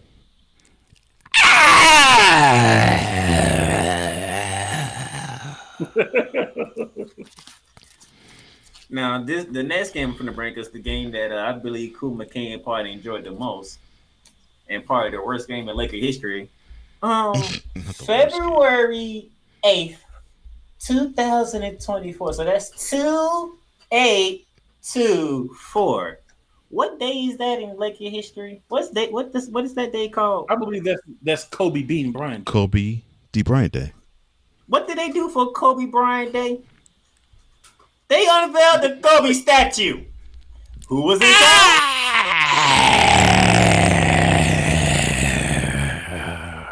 I'm telling you, they pulled out the Trick Willie in the locker room. What? The Denver Nuggets in China for Kobe statue day, and the Nuggets whooped that ass. And then the day that Cole Johnson loves the most, the King, LeBron James, became the first player ever to score 40,000 career points. Who was that against? The Denver Nuggets. And what happened?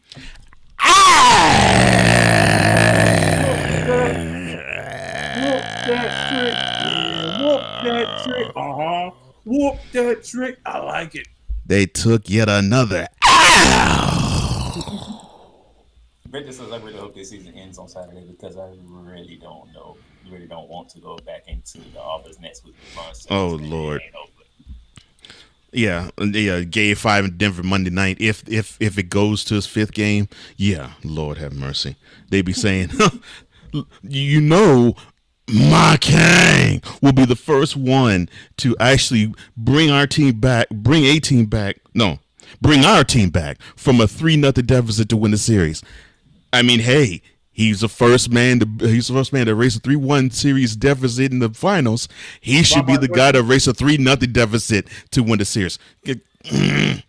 Yes, I want your Nuggets, cool, to put the Lakers out of their misery for a second sweep in consecutive seasons. So basically what you're saying, you want us to treat him like old Yeller, take him behind the woodshed and get rid of him. You goddamn right. Hey, Charles Barker burned out the burn. You doggone right. Charles Barker was sweeping yesterday. Mm-hmm.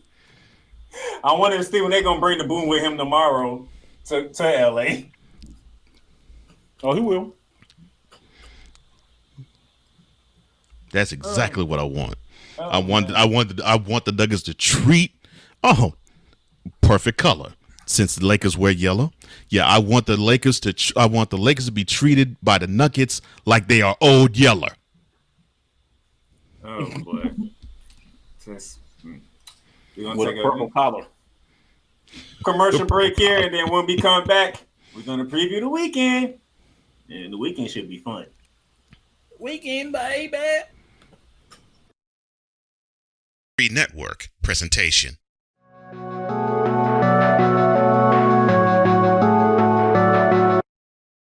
I want to do a TED Talk, but I don't have anything to talk about yet. I'm getting there. Life is for the living. We're not here that long. You can learn anything you want to learn without any money spent. What do I really enjoy? What do I really want out of life? I am your host, WIZE.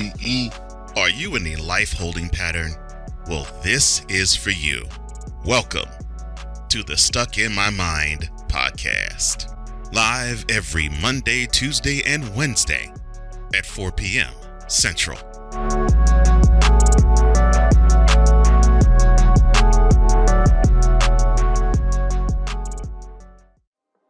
In a world where chronicles of the past are brought to the streams, whether the content is relatable or completely beyond your realm of life, there is no shadow of a doubt that this show is absolutely full of shenanigans. Get ready for D. Willie in the evening. This Sunday at 10:05 p.m. Eastern. Exclusively on Sertoba Media, where the struggle is real to be awesome.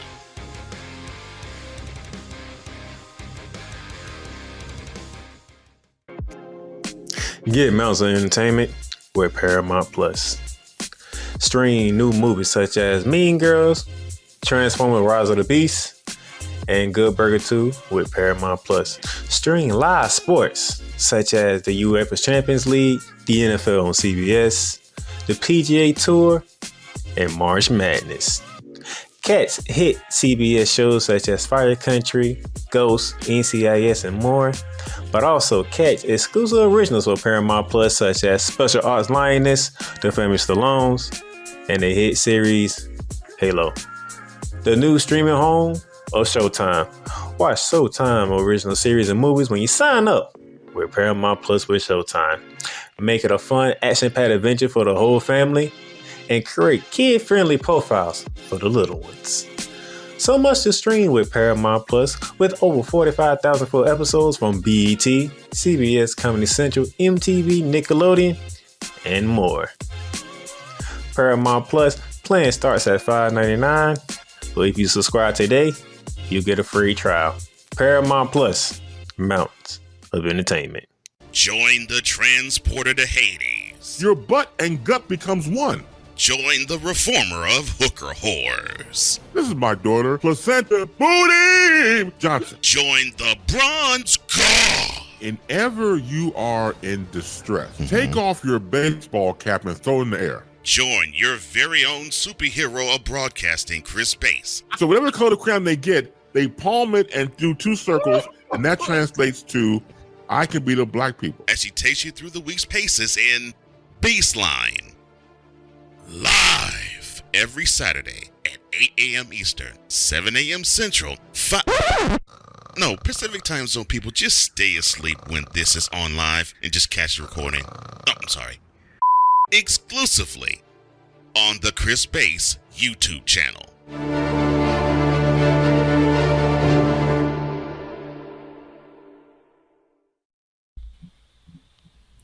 Welcome back to Shooting Lights Out. And if you ask me, I think the Lakers need to throw their jerseys up in there for the stretch call.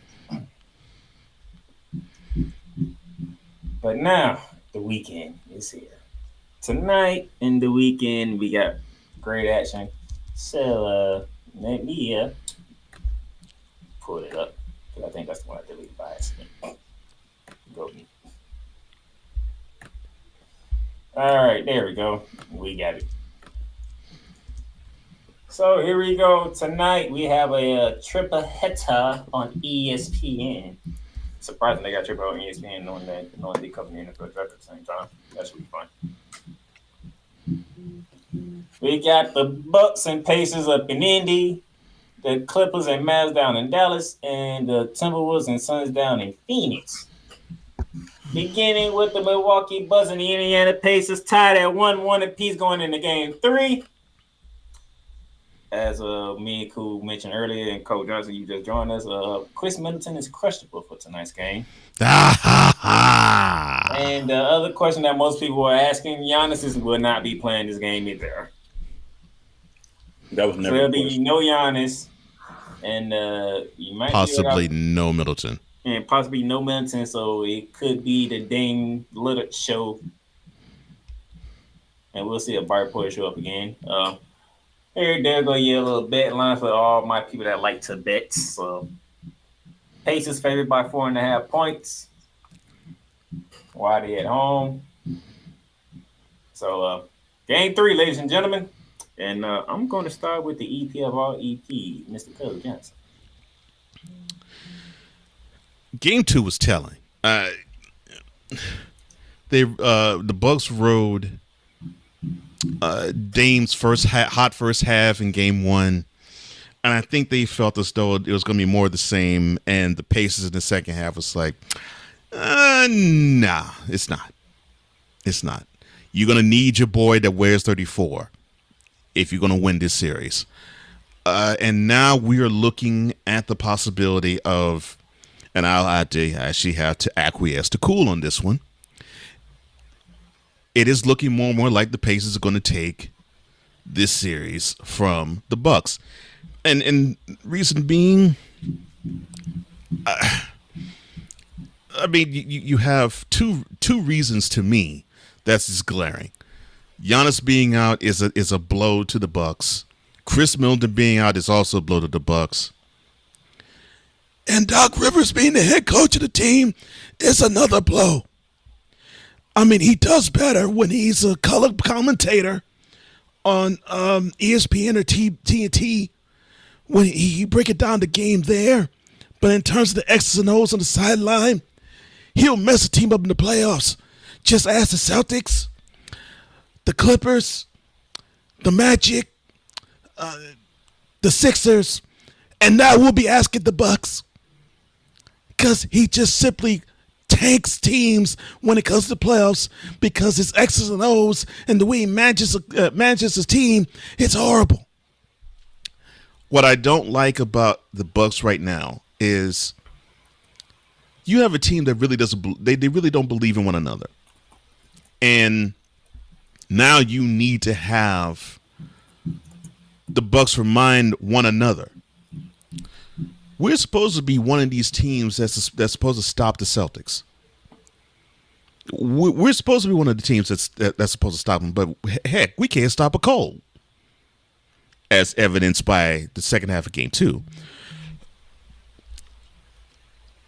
This is what they have to do. They have to make a bigger commitment on defense, and they must crash those boards. And yeah, they may be smaller, but there's no excuse. They got to do it because that's the only way they're going to win.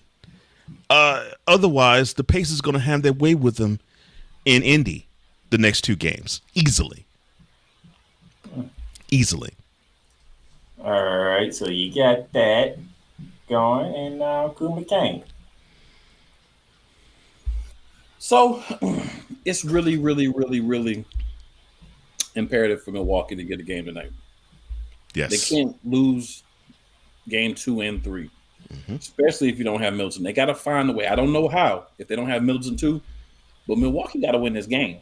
Like, if they want to stay in this series, they got to win this game. Because you can say, oh, well, even if they lose this game, they still got game 4. They need to take the momentum back. Right now, if they had won both games in Milwaukee, then they could stand to lose game 3 and still be good. Can't have back-to-back losses. We already know that Dame time may get 30 or 40, but maybe in one half, right? So he's also got to say in his mind, I'm not going to play a lot of defense anyway. Let's be real, he don't. So he's got to say, I'm gonna take the little bit of energy that I waste on pretending to play defense and save it for offense. He's got to go out there and give him probably 60 points at least tonight for them to have a chance.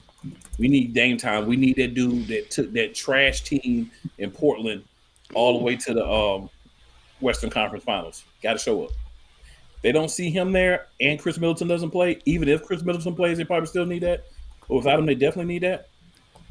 Milwaukee's going to be in a very precarious situation of possibly going back home down 1-3. And that's not what they want. Ooh. Harsh on that. You got to be real, man. You got to be real. That's not can argue against that. I'm not either. It's cool speaking facts. Bucks, I don't know what you're. Dame Lillard gonna have to go for 30 again and score in the second half, darn it. Bobby Portis, you better find the Bobby Portis. He needs to find the bucket. You better find the Bobby Portis to show up against my Magic when we could have grabbed the 2 seed from you and you decided to go for 30 against us. You have the better opponent in the first round anyway. Goodness gracious. I'm making a statement here. It's better your Magic playing the Cavs than they are the Sixers. I'm sorry, my bad. Can I make my point? I'm sorry. It just was begging for me to say it. I'm sorry. Go ahead. I'm breaking a point where the Bucks needed a win. Bobby Portis was the one. It just happened to go against my Magic.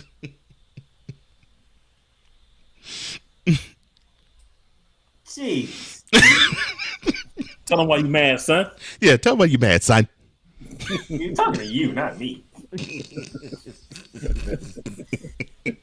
That Bobby Portis needs to show up. Oh, man. They took home court from you. They had all 5 guys in double figures in game 2. And that's without Tyrese Halliburton going in. Right. And you know one of them games is coming soon rather than later. That probably is going to be the game 3 explosion. So, Doc Rivers, a lot of people look at you because they like looking at you. You're an easy target. They just call it you're an easy target. Homie just needs to win some playoff series. Like, what you gonna do? You ain't gonna have Giannis tonight. You might not have Chris Middleton tonight. So, and Brook Lopez, get your big tall ass in the goddamn paint, please. Play like a big man. Jeez. Yes. Bro, he get in there, he gonna mess that back up again. Play like you're the biggest man on the court. Come on, man. He's literally the tallest guy on the goddamn court. And you out here giving me 6 damn points like Kristaps Porzingis did on Wednesday. The unicorn. I forgot that is Porzingis' nickname. Goodness gracious. Y'all better do something. Y'all gotta. You talking about winning championship? You fired a coach who was 30-13 because he didn't have the captivation of the freaking locker room. That's what I still find funny. You fire a coach, and the team was 30-13, and they've been worse with the supposed reputable head coach that has taken them from that 30-13 record. You know why? Because it was haberdashery to believe that he was reputable. I love that. I gotta write that word down. Haberdashery. So Milwaukee, y'all gonna show up tonight? Because Pacers at home. Amy's gonna be rocking. They are looking forward to this, and that's about an hour from now. A tip off tonight. That's about an hour from now. Let's see. So, what you gonna do? Hold off on print. Okay. Now, instead of doing what I normally, instead of doing what most people do with preview game by game, this is a little different because the three of us, we typically don't do shows on the weekend. So, with that being said, based on how you feel about game 3, game 4 will be on Sunday. How we feeling? Well, to me, that's advantage Pacers. And I say it from the standpoint of, I think the Bucks took the Pacers slightly. The body language in game 2 was really telling to me, because I think they thought, okay, well, yeah, we coasted to this game 1 victory, and Dame didn't have to play a half. Oh yeah, we got this in the bag.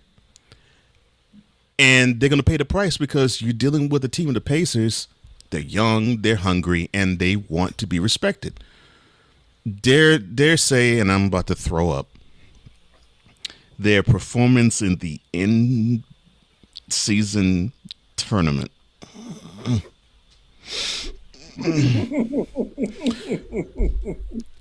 brought us to understanding that the Pacers actually are a team to be reckoned with in terms of, if you are an Eastern Conference power and you actually take this team for granted, you can get bounced. And I think that's what the Bucks are in the they're in the crosshairs of being bounced. Oh no! By the way, they're not. They don't have Giannis. Oh, by the way, they may not have Chris Middleton. Basically, they won't. And oh, by the way, they have one of the worst playoff coaches in modern day history on their sideline. So it just doesn't look good for the Bucks. It really doesn't. It sounds like Cole saying this series ending in 5.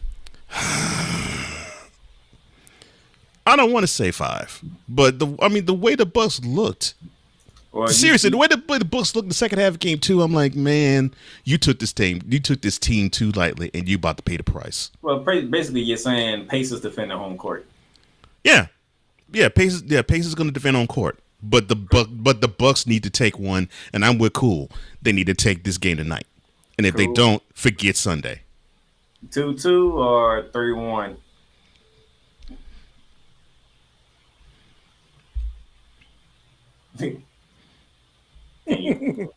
Go like, I don't want to answer that.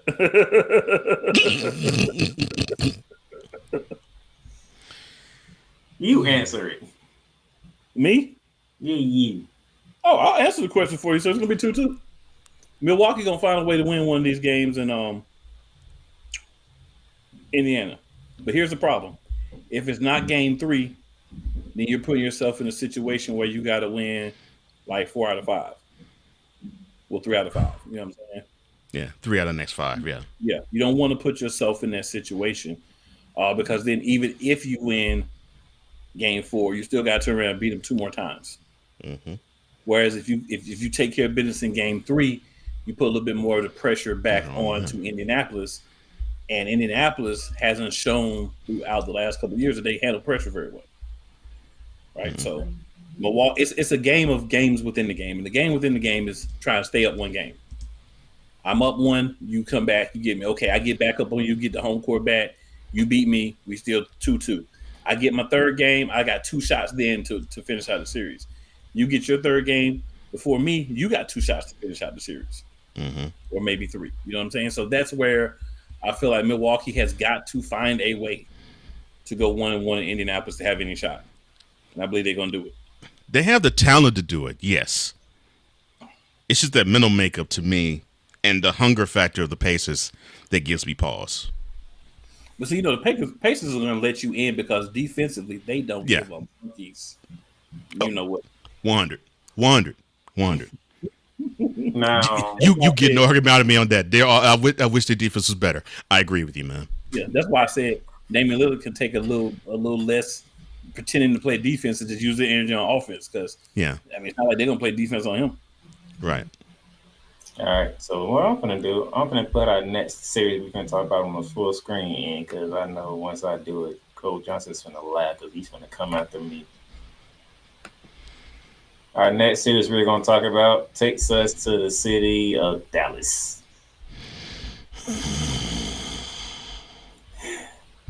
1-1 going to Dallas between the Los Angeles Clippers and the Dallas Mavericks. And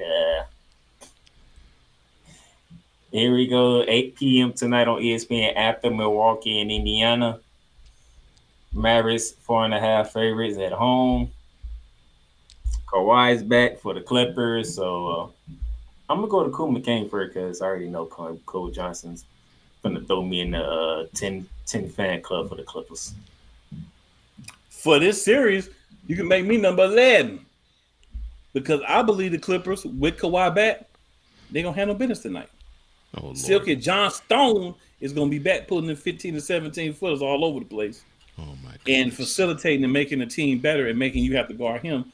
And that, therefore, less defensive focus on every other player on that team. Because that's the cog that makes this team run. Them being 1-1 without him and him being able to play in game 3, that's a huge deal for the Clippers. Remember, your boy told you last week on there, if the Clippers are healthy, they win in this series. Well, we're hearing that the Clippers are going to be healthy. So what kind of analyst would I be if I go back on my own word?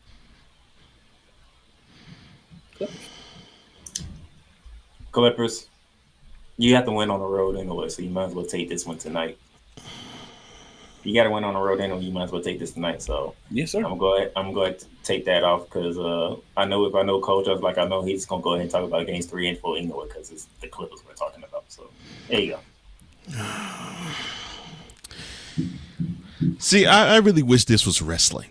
Why? Because we're talking about 2 teams who I could give 2 craps about. And if it was double eliminations were possible, I'd be so happy. And we could give OKC a bye into the conference finals. Since unfortunately this isn't wrestling, this is basketball, and we got to have a winner. Look, the Clippers have the more talent. I would be sitting here acting like Bobo the fool if I were to say that the Mavs have more talent than the Clippers do. The Clippers are loaded with talent. The Clippers are loaded with with star talent. Probably more than any other team in the Western Conference at least. And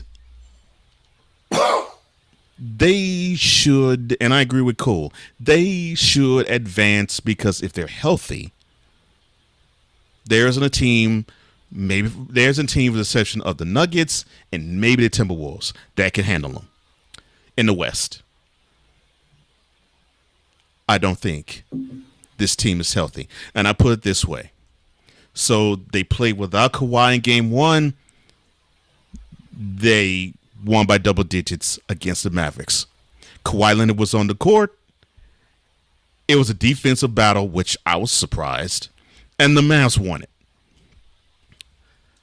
I don't think this team is still fully healthy. Just because they're on the court does not mean they're healthy. And the reason why I say that is I remember there was a series where I think it was the Clippers Jazz 2021 Western Conference semifinals where Kawhi was jamming. I mean, he was balling. I mean, he was giving the Jazz the blues. And then he disappeared like Houdini. And credit to Playoff P. He brought the team to the first conference finals in franchise history, and they gave the Suns a tussle, but they just weren't able to bring it on home and go into the NBA finals. This team is ancient. This team is old. I mean, you got George, who's over. He's over 30. You got Kawhi, who's over 30. You got Westbrook, who's over 30. You got Harden, who's over 30. One of them busts is gonna get hurt again if it isn't Kawhi himself. And because of that, I just don't see. I actually don't see the Clippers getting out this series. However, I do see this being 2-2 because I think they'll split in Dallas. Yeah. So the three of us have at least a 2-2 split. I'm looking for a 3-1. But okay. They do got Luke. They do got Luka the Clipper Cola. And Cole Johnson, I got a stat for you when it comes to Luka. You know how many games Luka has played against the Clippers in the playoffs? It's been I'm sure it's been many. I can't remember how many. 10 games. Yeah, I suppose it's been many games. Yeah. Tonight would be 11. Mm-hmm. I know you love numbers, right? Yep. In the 10 games against the Clippers in the playoffs, he boogies on them. Luka is averaging 33.9 points per game. Yeah, he boogies on them. Mm-hmm. 8.9 rebounds a game. Yeah.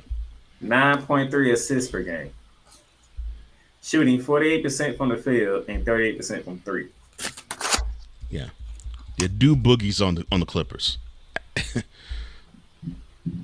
I don't know what it is about them, but he seems to love playing against them. So that's the Clippers and the Mavericks, 8 p.m. tonight at the Milwaukee in Indiana. And then we have the third of a triple header. I'm surprised ESPN is doing a triple header right alongside the NFL draft. I'm not. At least the guys at TNT can take a day off. Yeah, I'm not. Now let's go to the Valley. I mean, ESPN has about 25 channels. And when we go to the Valley, I'm talking Phoenix, Arizona, Game 3 between the Minnesota Timberwolves and the Phoenix Suns. And Bradley Beal. Not yet. I know it. This is 2-0 Timberwolves way. Game 3, the Phoenix Suns are favorite to win Game 3 at home over the Minnesota Timberwolves. Interesting. But yes, the only thing the Minnesota Timberwolves did was defend home court. Let's see how they does. And Game 4 would be Sunday. So real quickly, Cool McCain. I'm going to make this short and sweet. Kevin Durant is about to go 8 poop at home. Devin Booker is about to actually look like a guy that should be on the Olympic team at home. Bradley Beal may or may not play. We know he get hurt more than Zion Williamson. Minnesota's role players are not going to step up in Phoenix. Phoenix's guys are going to actually play to help. And Phoenix is about to win both of these games at home. We're about to end up 2-2 up out of here. And it's going to be if Minnesota can defend home court or if Phoenix can get one in Minnesota. All right, Coach Johnson, cook. Bradley Beal, you better show up, son. Because how you were in the Twin Cities, that is not how it's supposed to go. They rolled that money. They rolled that Brinks truck in your direction to lure you out of the district for moments like this. And the first 2 games of you being a Sun in the playoffs, you got sunned. Come on, man. This is not how you're supposed to go. And then we got Devin Booker. Well, I would give you the pep talk, but I know that you will play under 2 conditions. And those 2 conditions are if the game's at home and if it's not an elimination game. Because if it's not either of those 2 scenarios, you disappear faster than David Copperfield. So I know you're going to show up. I'm not worried about Durant. But Bradley Beal, bring your game, son. Come on now. You can't let Nurkic be the guy who's doing all the work, man. You got to do the work with him. And Nurkic isn't the guy that you're supposed to have to do all the work. He's supposed to just clean up on the glass and give you points every now and then. But you're allowing him to actually pick up your slack. Dude, no. Don't do that, son. Now, for the Timberwolves, they were mighty impressive all of game 1 and the second half of game 2. I love the fact that they're willing to play D and they're willing to beat teams down in the front court. I like that.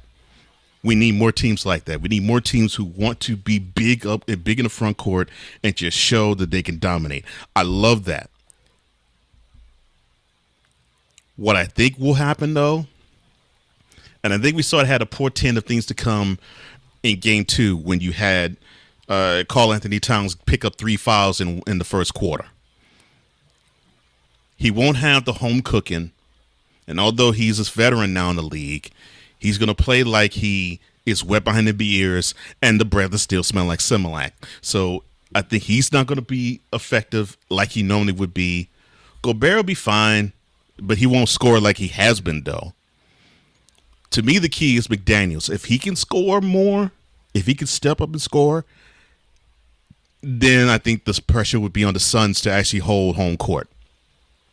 However, McDaniels is considered a role player. So when that happens, normally the rule of thumb is role players don't do as well on the road as they do at home. So it makes Anthony Edwards' job extremely difficult. And mind you, he came off a game where he only scored 15 points of 3 of 12 shooting and had 8 dimes. So I know he's going to want to come out and prove something, but you got to have the supporting cast do the same. I don't know if they're up for the task. So I think the Suns will do to the Timberwolves like what T-Wolves did to the Suns in the Twin Cities. And when they leave the desert, that series is going to be tied at 2. So, great stuff, Cole Johnson. Great stuff. Thank you. But once again, Devin Booker's going to ball out because it's a home game and it's not an elimination game. But can I add to your point when it comes to a Bradley Beal or Kevin Durant? Oh, please do, sir. That you might have overlooked in a way. So, first of all, Kevin Durant. Anthony Edwards made it known in game 1. He coming for your head. Okay? And the crazy thing is, you was the favorite player that he grew up watching. And he putting you on notice, so Kevin Durant. Yep. You're still one of the elite scorers in the game. Am I mistaken? You are not, sir. So Kevin Durant, while you at home, send a message back to the young buck. Tell him, hey, you got to come get this throne, homie. But Durant don't want to be a leader, and he's all decrepit. Now, Kevin Durant need to go out there like the Rock. What you say, boy? It's my team, boy. My game, boy. My series, boy. Yeah. Mm-hmm. So yeah, let me learn you something. Dang, this brush. Doggone it. Let's get stuck on these naps. Now to Cole Johnson's forget this brush. Bradley Beal point. Guess who's injured and most likely not going to play in this game. How convenient. Who was that, sir? Grayson Allen. Anyway, who I can say who's actually been the better running teammate for Kevin Durant than the other two. Which is true, but the white thug needs to be on the bench. Thug love. Cole is saying that for other reasons outside of basketball. Well, no, it was within basketball. Even though it happened on the court. Yeah. Thuggish act from a thuggish actor. But it wasn't Thuggish basketball. rug is great. But it's not basketball reasons, is my point. Well, true. Because he wants to be a thug. He want to hang out with Draymond Green. Ever since he's been in Phoenix, he's been the one that actually shows up. Yeah, he actually found his shot. I'm like, oh, wow, okay. He must lead out because the way that he twisted his ankle, oh my gosh, that did not look good whatsoever. That's after he already had injured it earlier. So Bradley Beal, do you want to step up for once? Please. And remind people why when you was in the nation's capital, why you was that dude in Chocolate City? Chocolate City. Best thing that the Negro Night ever said.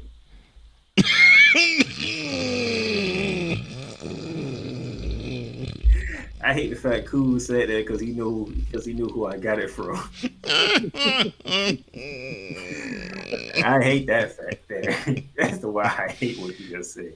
Like you knew who I got it from. As soon as I heard it. That is still the best nickname for Stephen A. Smith I ever heard. So, Bradley, you want to show up? Devin Booker. At one point in time, hold on. At one point in time, he was supposed to be the next Kobe Bryant. Yeah, he was supposed to be him. Yes, in his own mind. Well, now that we know, it basically now is his own mind. But yes, I always knew it was in his own mind. Yes, that Mavs series in the conference semifinals back in 2022? What they say, he played light skinned dude basketball. Is that what they say? Yeah. So yeah, he was balling out, and then Game 7 happened, and he disappeared. Bad. When Luka Doncic put in that work, dude was like, "My name is Luka. I got this jumper. You can't stop." Oh, lucky donkey. So that's what you gonna do? You at home tonight? No excuses tonight. You down 0-2. You might as well put everything out there to make sure you can make it back to Minnesota. That man might not got nothing to put out there. That's what I be trying to get people to understand.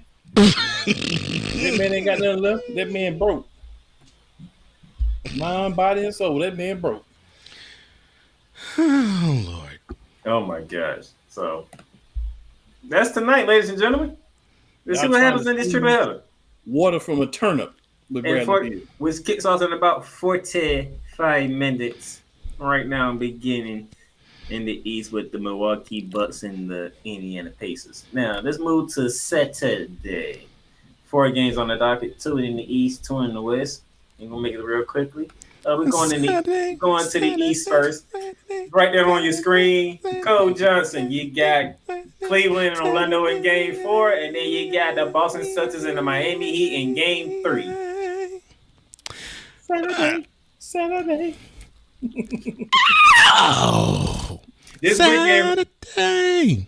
By the way, see. This weekend, Florida's the place to be at if you're a basketball or a hockey fan. Oh, the Lightning and Panthers hosting player games in the Stanley Cup. They facing each other. Oh, they facing each other. Okay, wow. And the Lightning about to get swept. Okay. Let me see. I really don't have any faith in Cleveland in Walt Disney World, so I think that series is going to be 2-2. So Playmaker, you're gonna have a smile put on your face because I think they're gonna. Now I won't say duplicate 120 points, but they may get another 100 though. Man, but you ain't listen. And well, I still think Cavs gonna win the series, but because I just think the Magic don't have enough experience, and I think they're still a little wet behind the ears. They still have the breath smell like Similac. Yeah. If they didn't toss up lunches with Gerbers in their mouth, I would probably give the Magic to Don, but no, I can't. Game 3 between the Heat and the Celtics. South Beach. I think the Celtics will take Game 3, but I believe this series will be 2-2 when they play. I think they play Monday. Yeah, but I think the Celtics take Game 3. Cool. I'm actually going to agree with both of the picks from Mr. Johnson. For this game, I do have Orlando beating Cleveland. Cleveland, so they had their mojo, but they lost it, and that's not easy to get that thing back. Once you lose that thing, it's kind of hard to get that thing back. And Orlando ain't trying to give it up. Sure ain't. You know what I'm saying? Boston's the better team. Mm-hmm. Boston got a wake up call. That's right. So it's time for them to come out and just say, you know what, we ain't playing with y'all no more. Right. We got teams out here looking at us like, oh, y'all done let these cats get a win on you without Jimmy Butler. Mm-hmm. Nah, they coming to play. They coming to take heads the next 2 games. Yeah. No more games is being played. This is over in 5. And for some reason, the Celtics seem to play better on the road. I don't understand it. I don't. So they can't take no more L's. Where they trying to get, they got to be more serial. Yeah. Yeah. They got to take as few L's as possible and play as least amount of games as possible. I 100% agree with you. 100% agree with that. Orlando, just repeat what you did Wednesday. Not Wednesday, but yesterday. Just repeat what you did. Get on the glass. That's it. I think you'll be happy. I think you'll be happy to what's going to happen, Playmaker. I you got work Cleveland on the glass. You gonna win. Yeah. Because for some reason, if Evan Mobley can't get on the glass, his game just disappears. I don't know. Orlando about to win about 3 in a row real quick. I tell y'all. I think Cool over there laughing, but watch when it happens. Now I got that script like Shaq. I think Cool just said. So you say the match is going to come back to Orlando up 3-2. Okay. Yes, sir. All right. And predictions sure to go wrong. I have no idea what to do with this. I have no idea what to do with this Boston Miami series because you think one way and it goes the other way. No prediction sure to go wrong. Yes, so it's like where everybody's saying Boston's finna come back revengers and all this other stuff, and here come the Heat again. It's like if Jimmy Butler ain't out there, they ain't win no more games, bro. They have no more opportunities. That was their opus. That was their. No. This is our shout out. This is our flowers to beat Jimmy Butler. Since he ain't playing, we had to get one for you, big dog. Jimmy. But unless he come out, Boston should win, but I would not be surprised if Miami is sitting around here like, y'all must have forgot who we are. I'm still disgusted in the Celtics. The heck you let them beat you by 10 in your crib without Jimmy Butler? Because their coach is not good. They got the young Doc Rivers over there. Young Doc Rivers. So that's the east side. Let's go to the west side. Cool McCain, we got your side. We have the Thunder. They are in the city, the Big Easy to take on the Pelicans. No word on Zion Williamson as of yet. And then the nightcap for tomorrow. Will there be another sweep in Crypto.com arena? Go ahead, Cool. Bring out the bros. So I'm gonna start with OKC in New Orleans. New Orleans, if you don't want to be swept, this is the game to win because you can watch the next game after yours and understand what happens when you go down 3-0. Mm-hmm. Okay, so if you're gonna win, if you're gonna have any iota, any shred, any hope, any belief, any just faith that you're gonna win this series, you better win tomorrow. Any belief, real talk. If you catch that L tomorrow, and you're gonna follow the Lakers home. And yes, I just answered 2-1. The Los Angeles Lakers had the opportunity in Game 3 to win. The Los Angeles Lakers had the opportunity in Game 1 and 2 as well. But they're playing a better team with a better bench, with a better coach, and a better collection of talent. And a better focus. And better focus as well, yes, sir. They are going to go ahead and sweep this thing on out. As Cole said, I tried to give y'all a game. Y'all ain't won it, so that's cool. That's the L. You know what I'm saying? Y'all ain't want it. Y'all ain't want to try to give you one like that win one. Like, you know what I mean? Be 4-1, gentleman sweep. Nah, y'all don't want to be gentlemen. Y'all want to get swept. So we're going to give y'all that sweet. Chuck got the broom out. I got the broom out. You know what I'm saying? Steven, they going to be there nigger night with his broom. It's going to be all good. Nuggets in 4. New Orleans, I'm gonna give you the benefit that you're gonna come ready to get a game. So Cole Johnson, he missed this part of the show. So New Orleans. Matter of fact, I'm not even gonna say New Orleans. Brandon Ingram. If you that dude, you better take more than 10 shots. Oh, Cole. You just answered the question. Yes, sir. Just like Vicola said in the comments here, when that happens, not if, when that happens, we need another LeBron James annual end of season service at the City Field. Oh Lord.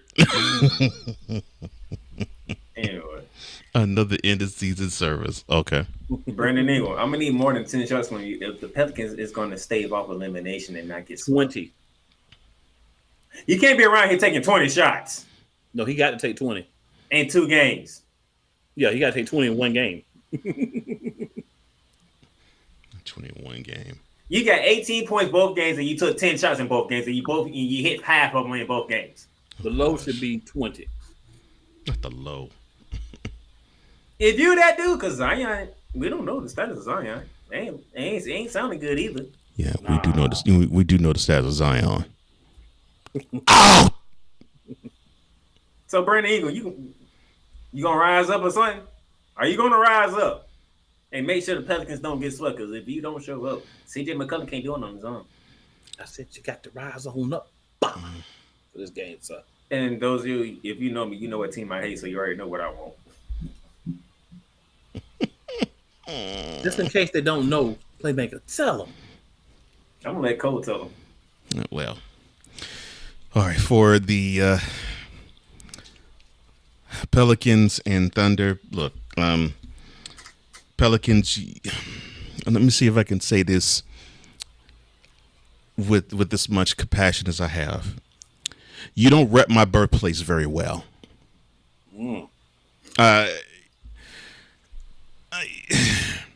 You show signs, you show flashes, and then you revert back to being a team that just does not know what to do, as if you have 4 heads on your body.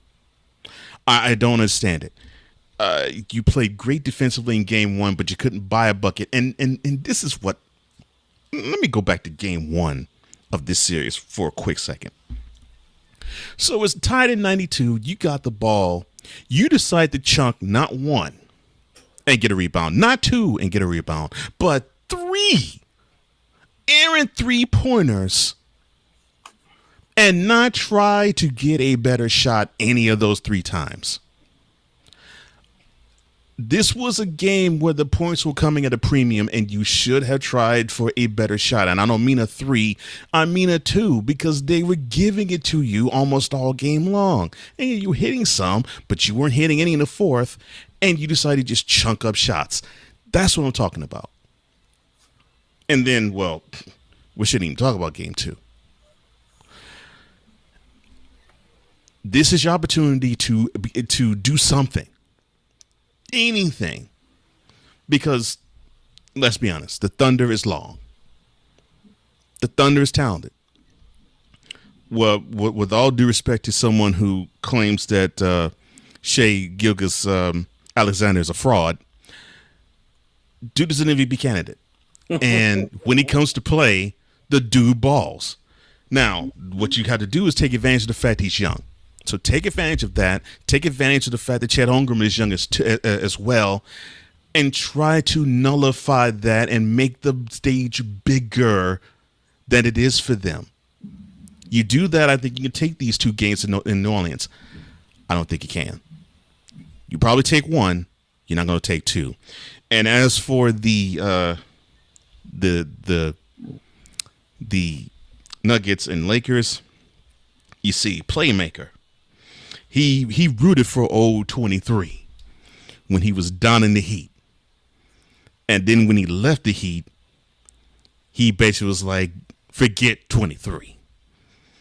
And he basically was maybe a quarter of a step above old Snowman in saying that LeBron James sucks as a basketball player. Now, Playmaker doesn't say blasphemous stuff like that. He gives LeBron his props. He just can't stand him because he's on that team. And I understand it because I root against them many a day too. And I'm going to root against them tomorrow night too. Why? Because you hideous bronze sexuals need to shut all the way up. You know that ain't gonna happen. Once he gets something, I'm like, all right, my king finna get another gold medal though. I don't give a crap if your king gets 50 gold medals. When it comes to basketball in the NBA realm, he can't play 82 games. Oh, I had a conversation with a bronze sexual. And I was making the point saying that, well, you all are claiming this guy is all world and all elite and all that. But I said he is long from the 2012 to 2016 version of him. He's not that guy. The people don't, the league doesn't fear him like they did then. They fear him then, not like Jordan, but they did fear him.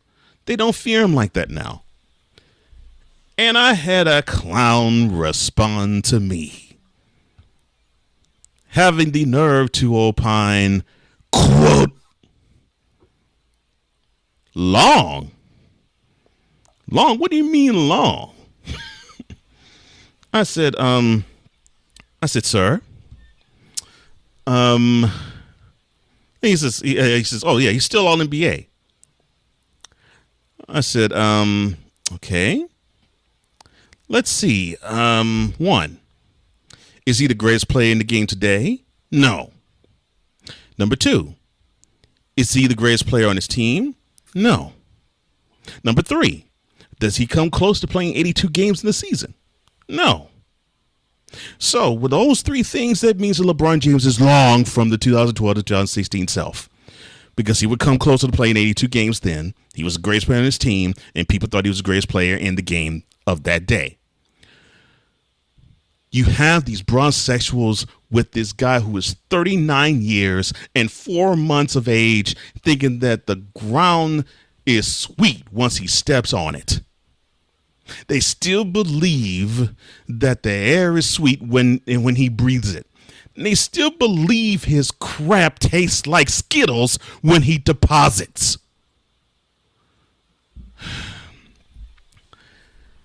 And it irks me to no end. That's why whenever any of the teams that he's on, and it makes it even better that he's on the Lakers now, when they play their last game of the season, my NBA season is made. It feels so good to hear the words, the LeBron James led team is no longer in the playoffs. Because now you have to resort to ad hominem attacks but my guy did this in this era, and my guy did this at this age, versus, wow, my guy did this in this game. Bronsexuals. LeBron James is long from what he was when he was a heel. He actually is long from when he was with the Cavs the second time around. He is an elder statesman. And I know he's doing 25-7-7. He is an elder statesman, which means that there's going to come times where he just is not going to have it in the tank. And we're seeing it in this series where in the first half, he's giving you everything. And the second half, he's giving you nothing. It is like that skit, or she's like, it's like that joke that Bernie Mac said one time when he said to his wife, I'll give you 2 minutes and a half. Well, bronsexuals, LeBron James is on the basketball court giving you 2 minutes and a half. And when he gives you them 2.5 minutes, it's going to be all world.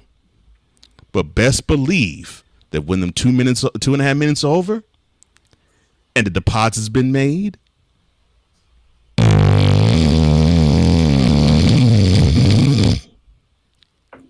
your king is going to sleep.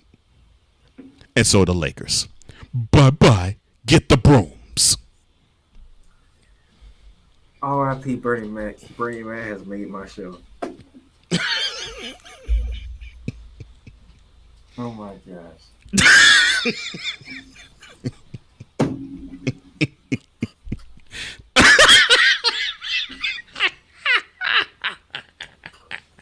Yes. Ring fresh. 3 minutes. That's all I got. That's all I can give you. Brown might even have 5 on it because it's gonna be the last one of the season. If you don't get to it before I get mine, you fresh out of luck with me. That is LeBron to a T. If you don't get yours when I get mine, you fresh out of luck. There you go. The fact that you said Bernie Mac, I already knew where you was. I was like, oh. Definitely was only one place that you were gonna go after that. I was like, yep, I know where it's going. 1,000 percentages. Mm-hmm. The percentile was very high. Oh man. Real quickly, Damon says, question, can somebody please explain to me why Clippers have a television series on FX?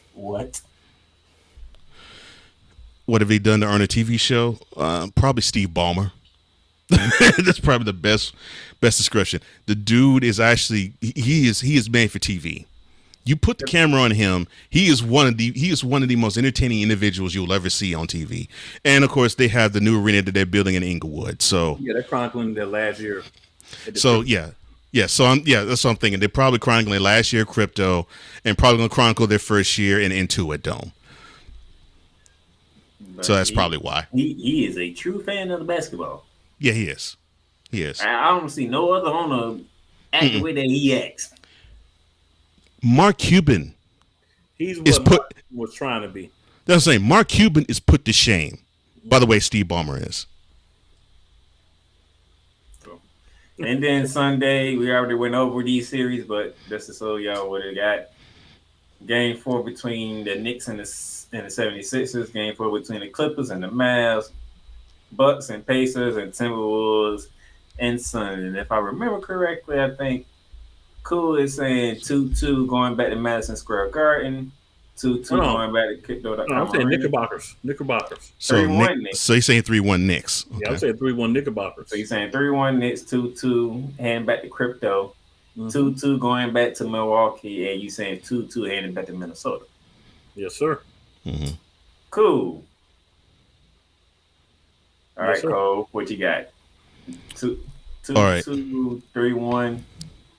Okay, 2-2 with the definitely 2-2 with the Mavs Clippers. 2-2 with the Suns and the Timberwolves. I'm leaning more 3-1 Pacers over the Bucks. Okay. And I say 2-2 going back to MSG. So pretty much Cool has it 2-2 except for New York and Philly saying 3-1. Yes, sir. And Cole has it 2-2 for just about all the series on here except for Pacers and Bucks, with Indiana having 3-1. Mm-hmm. The reason I say it is because Joel Embiid in his one leg, you're gonna have to take a break this game. You can't put up another 50. No, he can't put up 50, but I think Maxey probably will take up the load. That's why I'm saying that. Me. I feel you. Yeah. But you are not wrong, my friend. You're not wrong. I can't see Embiid pulling 50 Sunday. Yeah. 2-2 across the board. Are you 2-2 at all 4 for you? 2-2 Playmaker? across the board.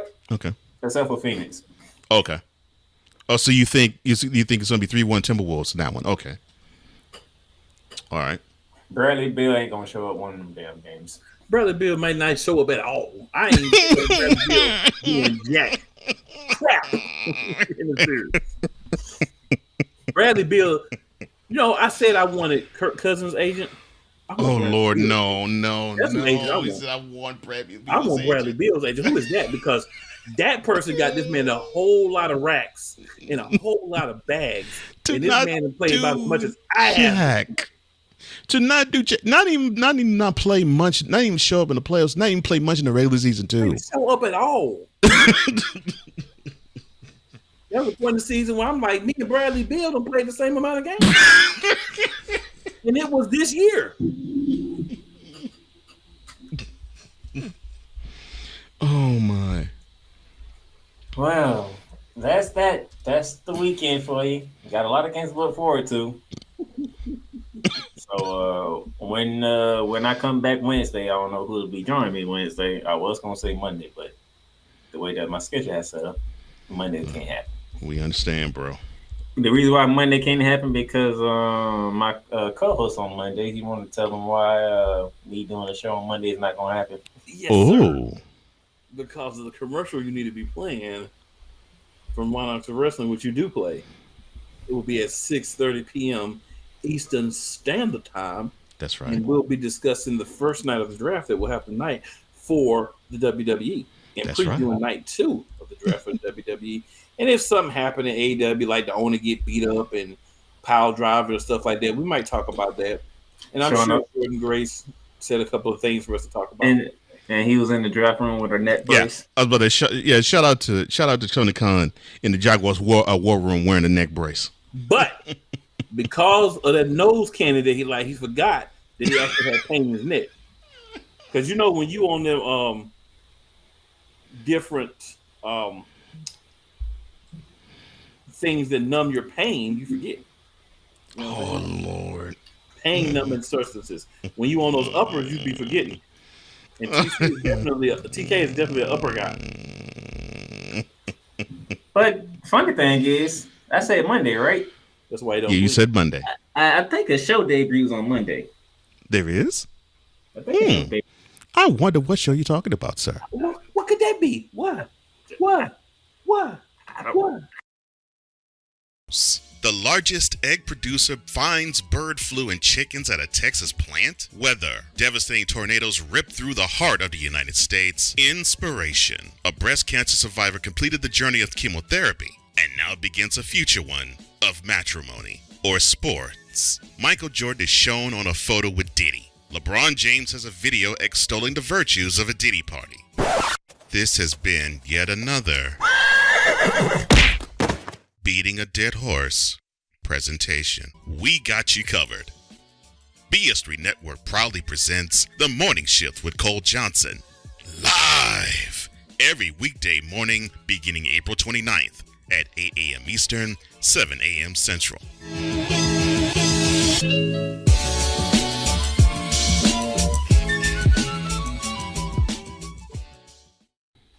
Ladies and gentlemen, I just want to say, just in case y'all want to update, one Christopher Middleton will suit up tonight and play for the Milwaukee Bucks. He will be playing. Okay. Well, shoot, my pick may need to change then. Okay. All right, Playmaker. 2-2 all across the board for me then. 2-2 across the board then. But right. yeah, somebody. I think the nickname that he gave me, I think he need to take that nickname back.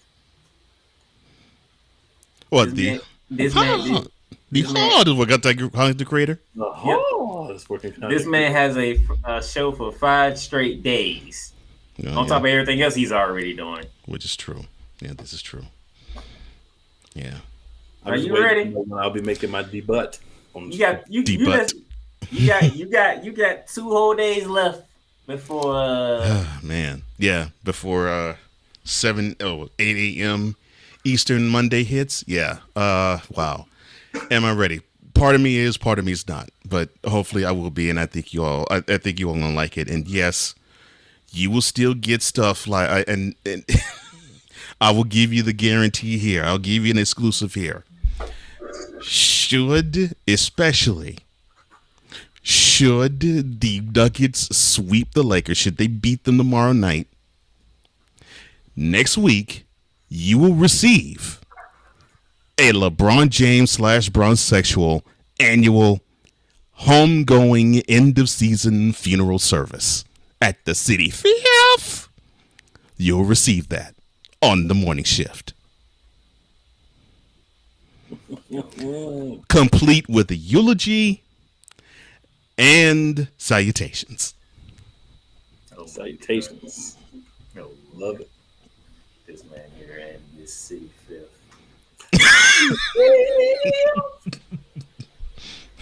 Still ain't put a dough on a doorknob yet. What's that? I said, y'all still ain't put the dough on the doorknob yet. Nope. Sure ain't.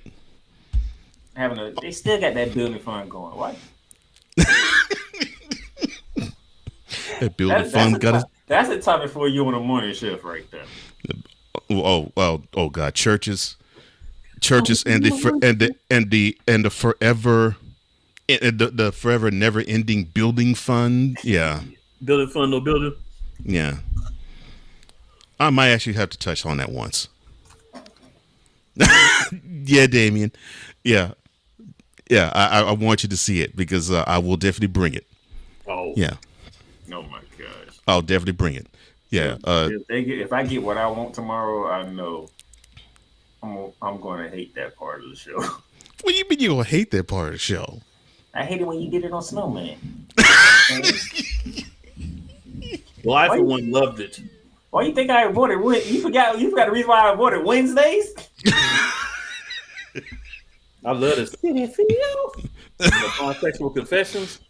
I mean, you just do that about once every 3 months. I'm good, but City Fifth. Oh yeah. Oh man, yeah. I'm gonna have to brush up on the Paso. Hey, I remember Cool was like, "Why you don't never come on Wednesday? Because I don't have time to deal with you and everything that's LeBron sexual." I mean, I feel it though. Like I ain't knocking Playmaker because sometimes you do be like, "Come on, bro," with the Brian sexual joint. But City Fifth, that's like it's Brian sexual part of it, but it's like a whole different thing too. Mm-hmm. No. When you said that, you're not talking about Cole Young. You're talking about the other guy. True. You talking about the other guy. True. Yes, he is. City Field. Oh man. But yep, Cole Johnson will be debuting the morning show, the morning shift, this upcoming Monday as my co-host on Monday nights. Yes, Monster Wrestling, 6:30 p.m. Eastern Standard Time. I'm looking forward to that show too. Recapping SmackDown's WWE draft. By the way, those of you who don't know, all the champions are protected. So the champions are staying on their brand. Oh, and yes, I will say this on recording. Both of you have standing invites. Well, Cool knows this. And you do to a degree too, Playmaker. You both have standing invites to be a guest on the morning shift. I look forward to it. I might pop up Monday. You never know. Oh. So there you have that. So yes, I'll be talking wrestling Monday. So that means y'all probably won't be seeing me till Wednesday. And we'll see if one of these two or somebody else will join me Wednesday. Or I'll be going solo like I did this Wednesday. Yeah. But outside of that, this weekend's gonna be fun. Yeah. Somebody gonna do something that one of us three ain't gonna like. If a certain team get bounced out this weekend, we all gonna laugh.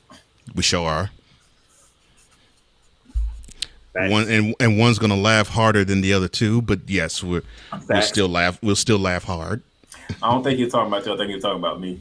I agree. He's talking about you. Mm-hmm. I think you're talking about me on that one. Mm-hmm. I know he's talking about you.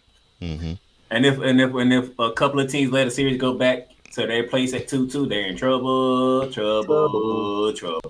Oh Lord! Another Bernie Mac reference. So I am proud of you, bro. But until then, that is Cool McCain down there at the bottom, representing the reigning, defending, undisputed NBA World Champions. Up there on the top right, that is the man, Cole Johnson, who will be adding more workload to his workload. Yes. And for me, the Playmaker here, signing off. Enjoy your weekend. Like Pat McAfee say, be nice. You'll never know, it might change somebody's life. And we out. You've done great. But you can't stop here. You can't stop now. You gotta keep going. Through all your trials and your tribulations, you gotta keep pushing. Now, finish your canvas. Yeah, gotta get it out the mud, that's the only way to win. Who am I to point the finger like I never ever seen? Been through the ups and downs like the letter N. They don't let you through the door, better kick that again. Cause that's the only way to win. That's the only way to go. Gotta get it out the mud. Gotta get it out the flow. Cause that's the only way to go. Let's go.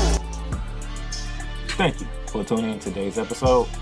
If you want to follow the podcast, you can follow it on all streaming platforms, including Apple Podcasts, Google Podcasts, Spotify, Stitcher, and a whole lot more. This has been Shooting Lights Out.